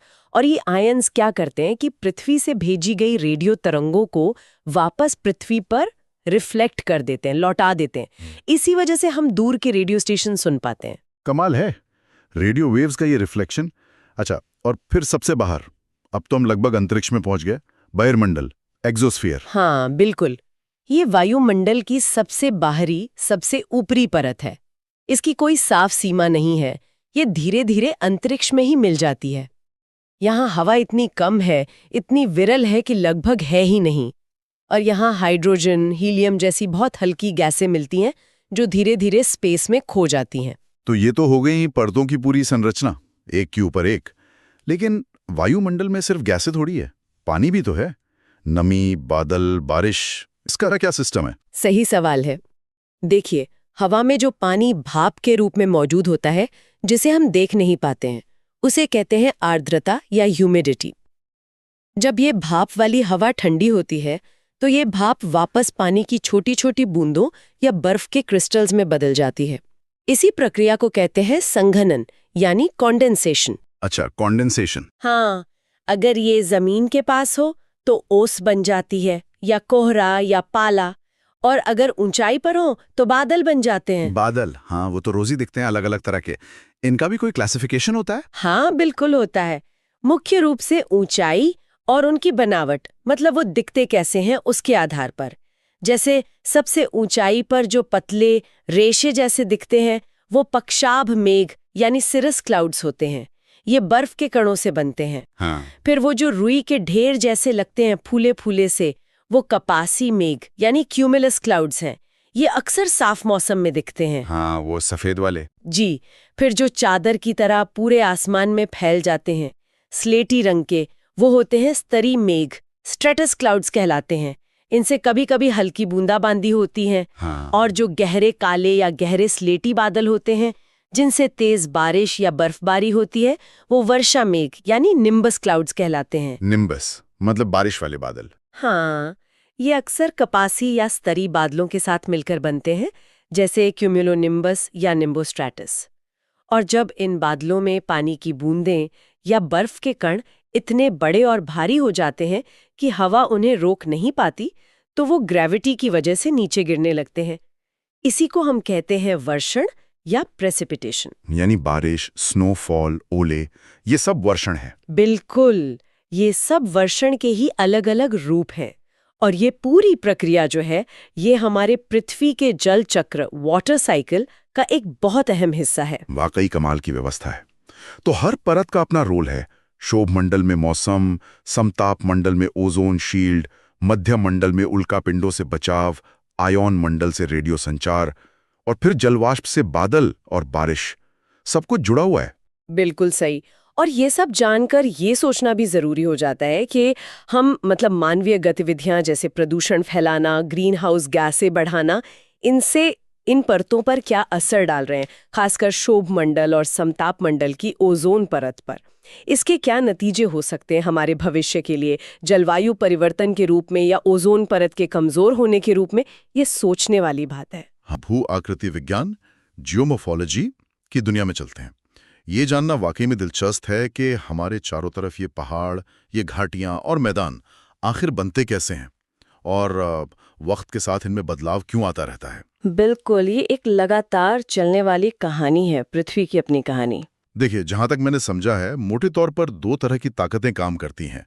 सही कह रहा हूं? हाँ, बिल्कुल सही। दो मुख्य तरह की। एक तो वो जो धरती के अंदर से आती हैं, उन्हें हम कहते हैं आंतरिक बल, एंडोजेनिक फोर्सेस। जी, एंडोजेनिक। और दूसरी वो जो धरती की सतह पर बाहर से असर डालती हैं, वो है बाह्य बल, यानी एक्सोजेनिक फोर्सेस। हाँ, एक्सोजेनिक। तो आज हम इन्हीं दो ताकतों और इनसे बनने वाली जो अलग अलग आकृतियां हैं, जिन्हें स्थलाकृतियां या लैंडफॉर्म्स कहते हैं, उन पर थोड़ा गौर करेंगे। हाँ, ये समझना जरूरी है कि ये दोनों बल कैसे मिलकर काम करते हैं। तो पहले बात करते हैं इन आंतरिक बलों की, एंडोजेनिक फोर्सेस।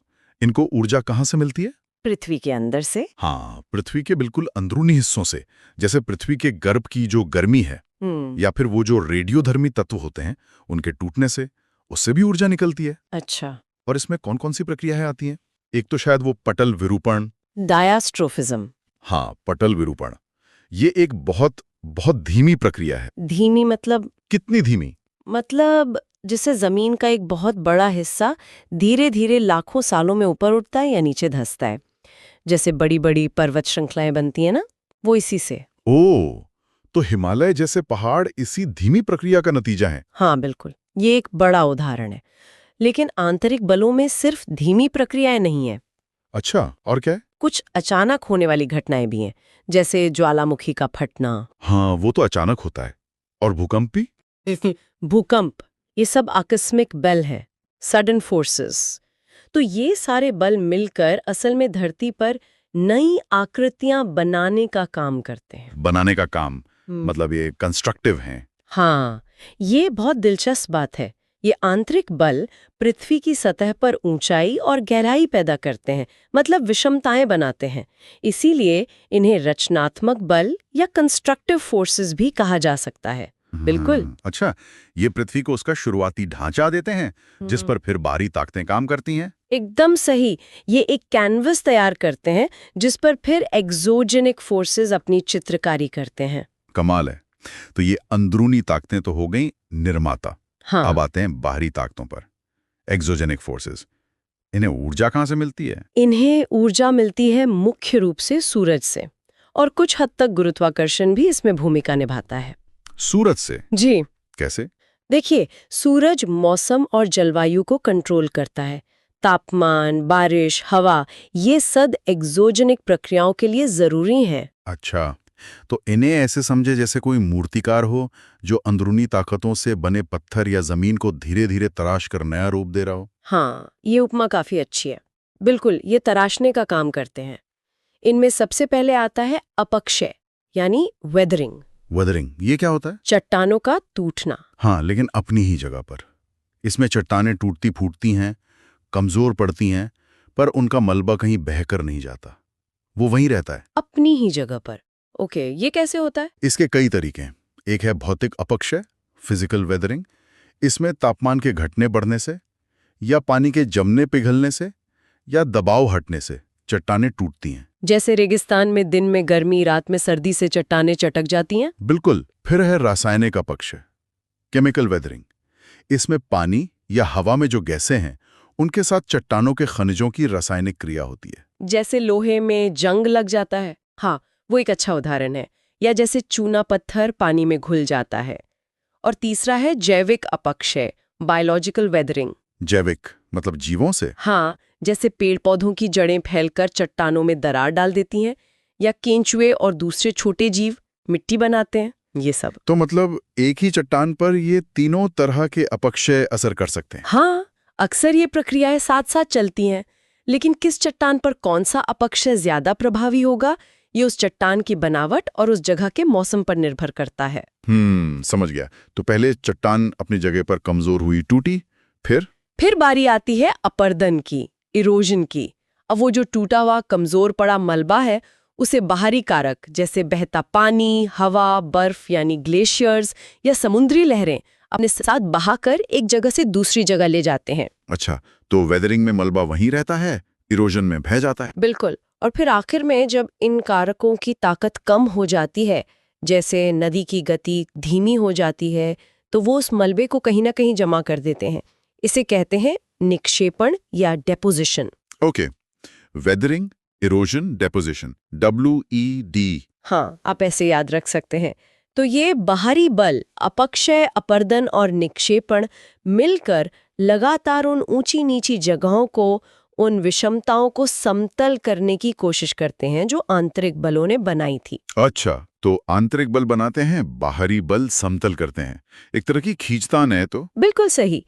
इसीलिए बाहरी बलों को कभी-कभी विनाशकारी या समतल करने वाले बल, डिस्ट्रक्टिव फोर्सेस या ग्रेजुरेशनल फोर्सेस भी कहते हैं। इसका एक बढ़िया उदाहरण हमें नदियों के काम में देखने को मिलता है ना? हाँ, नदियां भू आकृतियां बनाने में बहुत महत्वपूर्ण भूमिका निभाती हैं। सोचिए, जब कोई नदी पहाड़ों से निकलती है, हाँ। यानी युवा अवस्था में, यूथफुल स्टेज में, उसकी रफ्तार बहुत तेज होती है, ढलान ज्यादा होता है। हाँ, बिल्कुल। तो वो अपने रास्ते में नीचे की तरफ जोरदार कटाई करती है।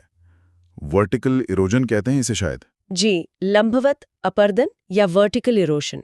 वो अपनी घाटी को गहरा करती जाती है। और इसी से बनती हैं वो गहरी संकड़ी वी आकार की घाटियां, वी शेप्ड वैलीज। हाँ, और कभी-कभी तो ये इतनी गहरी और संकरी हो जाती हैं कि उन्हें गॉर्ज या अगर बहुत बड़ी हो तो कैनियन कहते हैं। जलप्रपात यानी वाटरफॉल्स, वो भी अक्सर इसी अवस्था में बनते हैं। अच्छा, लेकिन फिर जैसे ही ये नदी पहाड़ों से उतरकर मैदानी इलाके में आती है, प्रौढ़ और फिर वृद्धावस्था में, मैच्योर और ओल्ड स्टेज, तब क्या होता है? तब ढलान कम हो जाता है, तो नदी की रफ्तार धीमी पड़ जाती है। अब उसमें उतनी ताकत नहीं रहती कि वो अपनी तली को ज्यादा काट सके। तो वो क्या करती है? अब वो नीचे कम और अपने किनारों को ज्यादा काटती है, साइड में। इसे कहते हैं पार्श्व अपर्दन या लेटरल इरोजन। इससे घाटी चौड़ी होने लगती है। और वो जो मलबा पहाड़ों से बहाकर लाई थी, उसका क्या होता है? हाँ, अब रफ्तार कम होने से वो उस मलबे को संभाल नहीं पाती, तो उसे जमा करना शुरू कर देती है। डेपोजिशन शुरू हो जाता है। इसी से बनते हैं वो चौड़े चौड़े बाढ़ के मैदान, फ्लड प्लेन्स। बिल्कुल। और नदी अब सीधे बहने की बजाय सांप की तरह घुमावदार रास्तों पर चलने लगती है। इन मोड़ों को कहते हैं विसर्प या मिएंडर्स। हाँ, मिएंडर्स देखें। कभी कभी ये मोड़ बहुत ज्यादा बढ़ जाते हैं। हाँ, और फिर नदी कोशिश करती है सीधा रास्ता बनाने की। जब वो ऐसा कर लेती है तो वो पुराना घुमावदार हिस्सा कटकर अलग हो जाता है और एक झील बन जाती है। उसे ही गोखुर झील कहते हैं, ऑक्सबो लेक, क्योंकि वो गाय के खुर जैसी दिखती है। हाँ, बिल्कुल, ऑक्सबो लेक। और फिर बिल्कुल आखिर में जब नदी समंदर में मिलने वाली होती है तो उसकी गति बहुत ही कम हो जाती है। तब तो वो सारा मलबा जमा कर देती होगी। हाँ, लगभग सारा मलबा वो अपने मुहाने पर जमा कर देती है, जिससे एक त्रिभुज जैसी आकृति बनती है। उसे ही डेल्टा कहते हैं, जैसे गंगा ब्रह्मपुत्र का डेल्टा।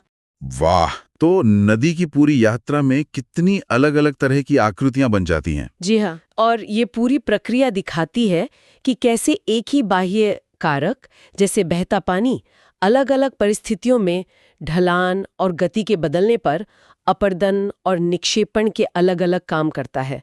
युवा अवस्था में वर्टिकल इरोजन मुख्य है, फिर लैटरल इरोजन और डिपोजिशन बढ़ जाता है।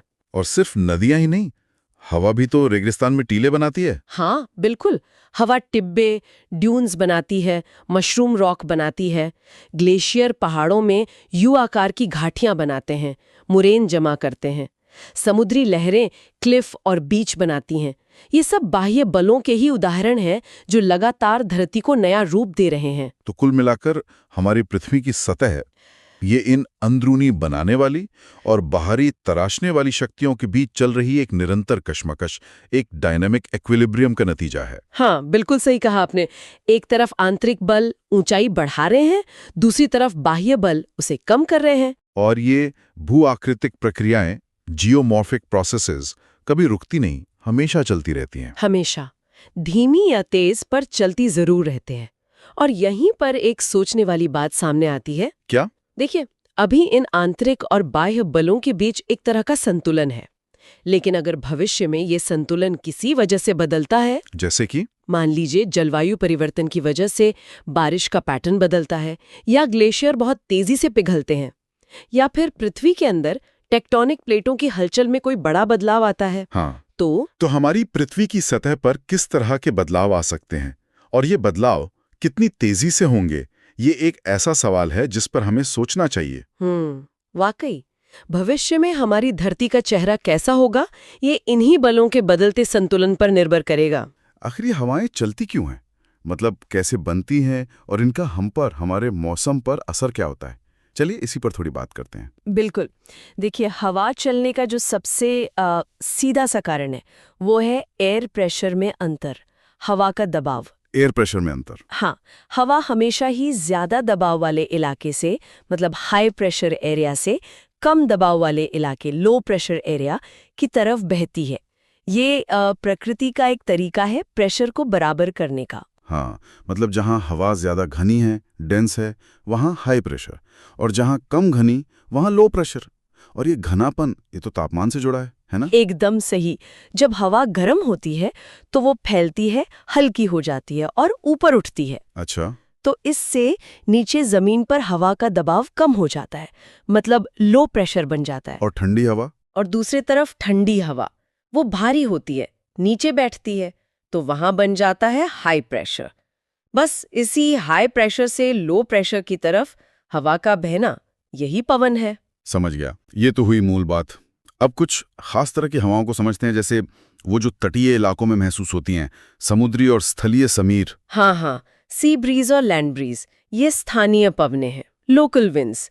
दिन में क्या होता है, जमीन जो है वो समुद्र के पानी से जल्दी गर्म हो जाती है। हाँ, जमीन जल्दी गर्म होती है, तो जमीन के ऊपर की हवा गर्म होकर ऊपर उठती है, वहां बनता है लो प्रेशर, और समुद्र पर तुलना में हाई प्रेशर होता है। नतीजा, हवा समुद्र से जमीन की ओर चलेगी। बिल्कुल, ये हुई समुद्री समीर, सी ब्रीज। ये अक्सर दोपहर के बाद महसूस होती है, थोड़ी ठंडी सी हवा। और रात में फिर इसका ठीक उल्टा होता होगा, क्योंकि जमीन जितनी जल्दी गर्म होती है उतनी जल्दी ठंडी भी हो जाती है। एकदम सही पकड़ा। रात में जमीन समुद्र की तुलना में ज्यादा ठंडी हो जाती है, तो अब जमीन पर बन गया हाई प्रेशर और समुद्र पर तुलनात्मक रूप से लो प्रेशर। तो हवा जमीन से समुद्र की तरफ। हाँ, इसे कहते हैं स्थलीय समीर, लैंड ब्रीज। ये रोज का एक चक्र है उन इलाकों में। अच्छा, ये तो सतह के पास की हवाओं की बात हुई, लेकिन वो जो मौसम के नक्शों पर हम आइसोबार्स वगैरह देखते हैं और ऊपरी हवाओं का जिक्र आता है, उसमें एक नाम है भूविक्षेपी पवनें, जियोस्ट्रॉफिक विंड्स।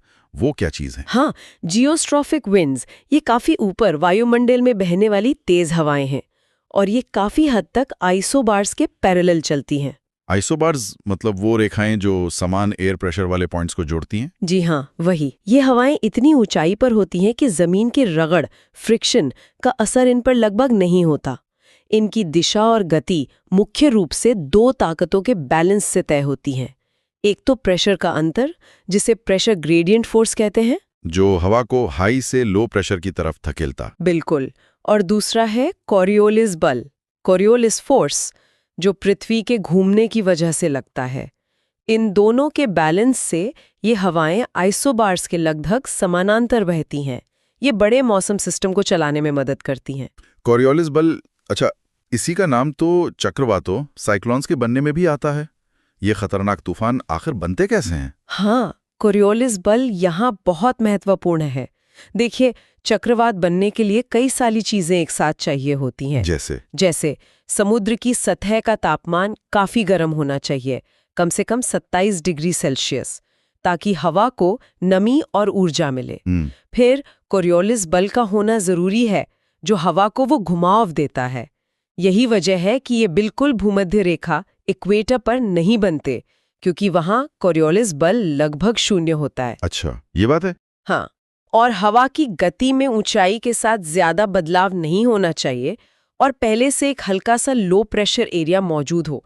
जब ये सब कंडीशंस मिलती हैं तो गर्म नम हवा तेजी से ऊपर उठती है और कोरियोलिस बल के कारण घूमने लगती है, और फिर चक्रवात बन जाता है। और इसी कोरियोलिस बल की वजह से नॉर्दर्न हेमिस्फीयर में हवाएं एंटी क्लॉकवाइज घूमती हैं सेंटर की तरफ, और सदर्न हेमिस्फीयर में क्लॉकवाइज। यही है ना? जी बिल्कुल यही। कोरियोलिस बल उत्तरी गोलार्ध में चलती हुई चीजों को दाईं ओर मोड़ता है और दक्षिणी गोलार्ध में बाईं ओर।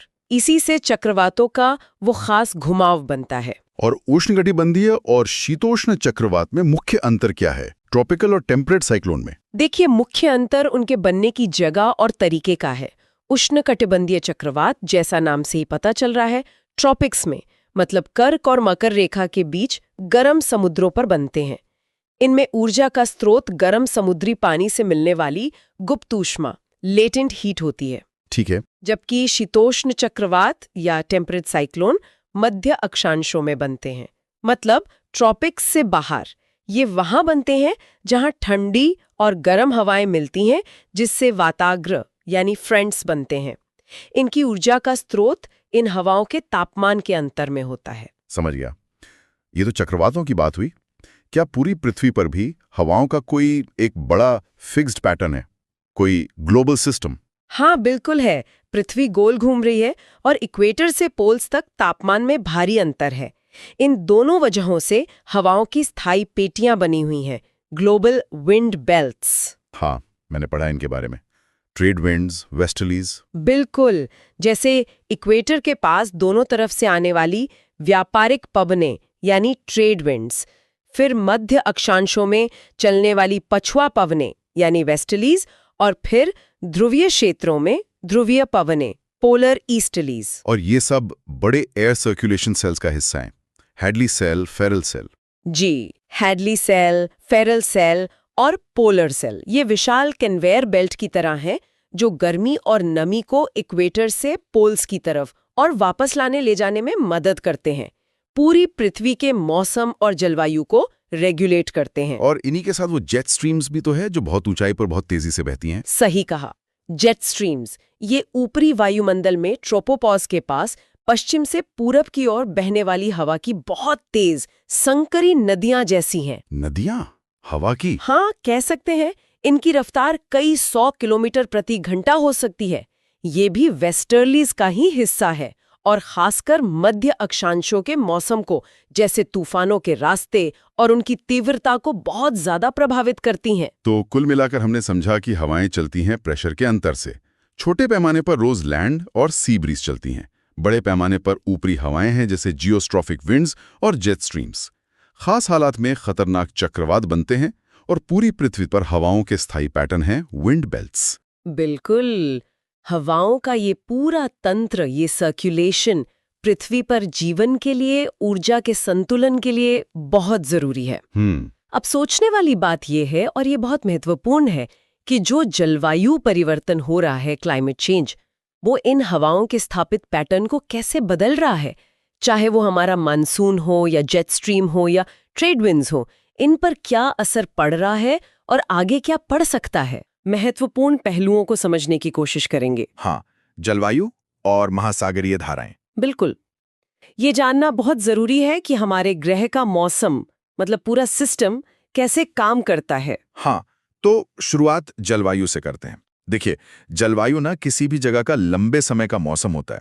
लंबे समय का मतलब ये नहीं कि आज धूप है या कल बारिश होगी, नहीं, बल्कि ये कि औसतन मान लीजिए 30 साल या उससे ज्यादा समय तक वहां का मौसम कैसा रहता है? गर्म रहता है, ठंडा, सूखा या नमी वाला? ये होता है जलवायु। अच्छा, और दुनिया भर की इतनी अलग-अलग जलवायु को समझने के लिए कोई तरीका भी होगा? हाँ, है ना। एक बहुत कारगर तरीका है, कोपेन जलवायु वर्गीकरण कहते हैं उसे। ये 1884 में आया था। काफी पुराना है। हाँ, और आज भी बहुत इस्तेमाल होता है। ये सिस्टम क्या करता है कि पूरी दुनिया की जलवायु को कुछ मुख्य श्रेणियों में बांट देता है। अच्छा, तो कौन-कौन सी हैं ये मुख्य श्रेणियां? मोटे तौर पे देखें तो 5 हैं। ए यानी उष्णकटिबंधीय या ट्रॉपिकल। यहाँ साल भर गर्मी और खूब नमी रहती है। जैसे अमेज़न के जंगल। हाँ, कह सकते हैं। फिर आता है बी यानी शुष्क या ड्राई जलवायु। यहाँ बारिश बहुत कम होती है। रेगिस्तान या स्टेपी घास के मैदान इसी में आते हैं। ठीक है। फिर सी गर्म शीतोष्ण वार्म टेम्परेट। यहाँ सर्दियां ज्यादा ठंडी नहीं होती हैं और गर्मियां ठीक ठाक गर्म। हमारे देश के कई हिस्से इसमें आ सकते हैं शायद। हाँ, कुछ हिस्से बिल्कुल। फिर है डी बर्फीली या कॉन्टिनेंटल जलवायु। यहाँ सर्दियां काफी कड़ाके की होती हैं और गर्मियां हल्की। और आखिरी है ई यानी ध्रुवीय या पोलर जलवायु। यहाँ तो बस हमेशा बहुत ज्यादा ठंड, बर्फी बर्फ। अगर आप नक्शे पे देखेंगे ना, तो जैसे उत्तरी अमेरिका और यूरेशिया के एकदम उत्तरी हिस्से, वहाँ DFC जिसे ठंडा बर्फीला जंगल कहते हैं, और BWK ठंडा रेगिस्तानी या टुंड्रा टाइप की जलवायु, ये चरम ठंडे इलाके दिखते हैं। ये तो हो गई जमीन की जलवायु। लेकिन समंदर का भी तो अपना एक अलग ही खेल चलता है ना, जो मौसम पर बहुत असर डालता है। बिल्कुल। अब आते हैं समंदर की इन विशाल नदियों पर, मतलब महासागरीय धाराओं पर। हाँ, मैंने नक्शे में देखा था, जैसे वो दक्षिण अमेरिका के पश्चिम में एक नीली धारा दिख रही थी, ठंडी वाली। हम्बोल्ट। हाँ, हम्बोल्ट या पेरू धारा। और एक गर्म धारा भी है, गल्फ स्ट्रीम, अटलांटिक में। तो ये धाराएं असल में समंदर के पानी की बहुत बड़ी मात्रा का एक बहाव है, जो पूरी दुनिया में घूमता रहता है। लेकिन ये बनती कैसे हैं? इतना सारा पानी एक साथ एक दिशा में कैसे बहता है? इसके पीछे कई कारण हैं। देखिए, एक तो है हवा। हवा पानी की सतह को धकेलती है, खासकर जो ऊपरी धाराएं हैं, वो ज्यादातर हवा से ही चलती हैं। अच्छा। दूसरा, पानी के तापमान में अंतर। गर्म पानी हल्का होता है, ठंडा पानी भारी। तीसरा, खारापन यानी लवणता। ज्यादा खारा पानी भारी होता है। तो ये तापमान और खारेपन के अंतर से पानी का घनत्व, मतलब डेंसिटी, बदलती है। ओके, घनत्व। हाँ, घनत्व में अंतर होने से पानी ऊपर नीचे होता है और आगे भी बढ़ता है। फिर पृथ्वी घूम रही है, उसका भी असर होता है। कोरियोलिस बल कहते हैं उसे। वो इन धाराओं की दिशा को मोड़ देता है। अच्छा, वो उत्तरी गोलार्ध में दाईं तरफ और दक्षिणी में बाईं तरफ मोड़ता है ना? बिल्कुल सही। और आखिर में महाद्वीपों के तट कैसे हैं, उनका आकार कैसा है, वो भी इनके रास्ते को गाइड करता है। तो ये सब मिलकर इन धाराओं को बनाते और चलाते हैं। तो क्या इन अलग-अलग वजहों से अलग-अलग तरह की धाराएं भी होती हैं? हाँ, मोटे तौर पर 2 तरह की। एक हैं सतही धाराएं, सरफेस करंट्स। ये समंदर के पानी का सिर्फ ऊपरी 10% हिस्सा है और इन्हें ज्यादातर हवा चलाती है। और बाकी 90%? बाकी 90% पानी बहता है गहरी समुद्री धाराओं, डीप सी करंट्स के रूप में। ये बहुत धीमी होती हैं और ये चलती हैं पानी के घनत्व में अंतर के कारण, वही तापमान और लवणता वाला फंडा। ये एक तरह से पूरी दुनिया के समंदरों में एक बहुत बड़ा कन्वेयर बेल्ट जैसा सिस्टम बनाती हैं। अच्छा, अब ये जो गर्म धाराएं होती हैं, जैसे गल्फ स्ट्रीम, इनके तो फायदे सुने। ये नमी लाती हैं, मौसम सुहावना बनाती हैं, बंदरगाहों को जमने नहीं देती शायद। हाँ, बिल्कुल सही। गर्म धाराएं अपने साथ गर्म और नम हवा लाती हैं। तो जिन तटों के पास से ये गुजरती हैं, वहां का मौसम ज्यादातर नम रहता है, बारिश भी ज्यादा हो सकती है। और हाँ, ये गर्म पानी सर्दियों में कई बंदरगाहों को बर्फ से जमने से बचाता है, जिससे वो साल भर खुले रहते हैं। लेकिन ठंडी धाराओं का क्या? उनका असर कैसा होता है? हाँ, ये बहुत दिलचस्प है। ठंडी धाराओं का असर अक्सर एकदम उल्टा और बहुत खास होता है। उल्टा? कैसे? देखिए, जब ठंडी धारा किसी महाद्वीप के पश्चिमी तट के पास से बहती है। पश्चिमी तट ही क्यों? ये पैटर्न ज्यादातर पश्चिमी तटों पर ही देखा गया है। तो जब ये ठंडी धारा बहती है, तो वो अपने ऊपर की हवा को भी ठंडा कर देती है। अब ठंडी हवा में नमी धारण करने की क्षमता बहुत कम होती है। हाँ, ये तो है। तो नतीजा ये होता है कि वहां बादल आसानी से नहीं बन पाते और बारिश होने की संभावना बहुत घट जाती है। एकदम सूखा माहौल बन जाता है। अरे! तो क्या इसी वजह से? हाँ, इसी वजह से दुनिया के कई बड़े रेगिस्तान महाद्वीपों के पश्चिमी किनारों पर पाए जाते हैं, ठीक उन ठंडी धाराओं के बगल में। अरे वाह! मतलब ठंडी धाराएं रेगिस्तान बनाने में सीधा रोल निभाती हैं। जैसे आपने वो हम्बोल्ट धारा बताई जी थी, जी और अटाकामा रेगिस्तान। बिल्कुल। दक्षिण अमेरिका का अटाकामा रेगिस्तान जो दुनिया की सबसे सूखी जगहों में से एक है, वो इसी ठंडी पेरू या हम्बोल्ट धारा की वजह से बना है। और भी उदाहरण है? हाँ, अफ्रीका का नामीब रेगिस्तान वो ठंडी बेंगुएला धारा के कारण बना है। ऑस्ट्रेलिया का जो पश्चिमी रेगिस्तानी इलाका है वो वेस्ट ऑस्ट्रेलियन धारा के कारण। ये एक सीधा कनेक्शन है। ये तो कमाल की बात है। मतलब समुंदर की धाराएं जमीन पर रेगिस्तान बना सकती हैं। हाँ और इनका एक और असर भी है। जहां पर ठंडी और गर्म धाराएं मिलती हैं ना, हाँ वहां पानी में एक उथल-पुथल होती है, जिससे नीचे के पोषक तत्व ऊपर आ जाते हैं।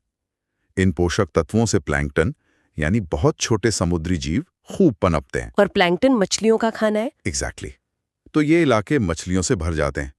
इसीलिए ऐसे क्षेत्र दुनिया के सबसे अच्छे मछली पकड़ने के इलाके होते हैं, जैसे जापान के पास या अटलांटिक में न्यूफाउंडलैंड के पास। अच्छा, तो रेगिस्तान बनाने के अलावा ये मछली पालन के लिए भी जरूरी है। हाँ, और एक और काम करती हैं ये धाराएं, पृथ्वी पर गर्मी को बांटने का काम।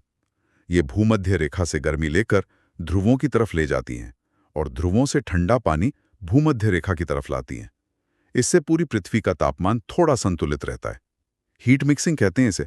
तो कुल मिलाकर हमने ये समझा कि कैसे कोपेन वर्गीकरण हमें अलग-अलग जलवायु क्षेत्रों को पहचानने में मदद करता है और कैसे ये महासागरीय धाराएं, खासकर ठंडी वाली, महाद्वीपों के पश्चिमी तटों पर जलवायु को बदलकर रेगिस्तान बनाने में एक बड़ी भूमिका निभाती हैं। हाँ, ये भूगोल और जलवायु विज्ञान का एक बहुत ही अहम और जुड़ा हुआ पहलू है। ये दिखाता है कि पृथ्वी पर सब कुछ कैसे एक दूसरे से जुड़ा हुआ है। और अब यहाँ एक सोचने वाली बात भी है ना। हाँ, बिल्कुल, कि जैसे जैसे जलवायु परिवर्तन हो रहा है, मतलब क्लाइमेट चेंज, हाँ, उसका इन महासागरीय धाराओं के पैटर्न पर क्या असर पड़ेगा? क्या ये धाराएं धीमी हो जाएंगी, या इनका रास्ता बदल जाएगा, या इनका तापमान बदल जाएगा? और अगर ऐसा हुआ तो फिर इसका पूरी दुनिया की जलवायु पर, क्षेत्रीय मौसम पर, बारिश के पैटर्न पर, समुद्री जीवन पर कितना गहरा और शायद ऐसा प्रभाव पड़ सकता है जिसके बारे में हमने अभी सोचा भी ना हो। वाकई ये सोचने का विषय है। इस पर आप क्या सोचते हैं?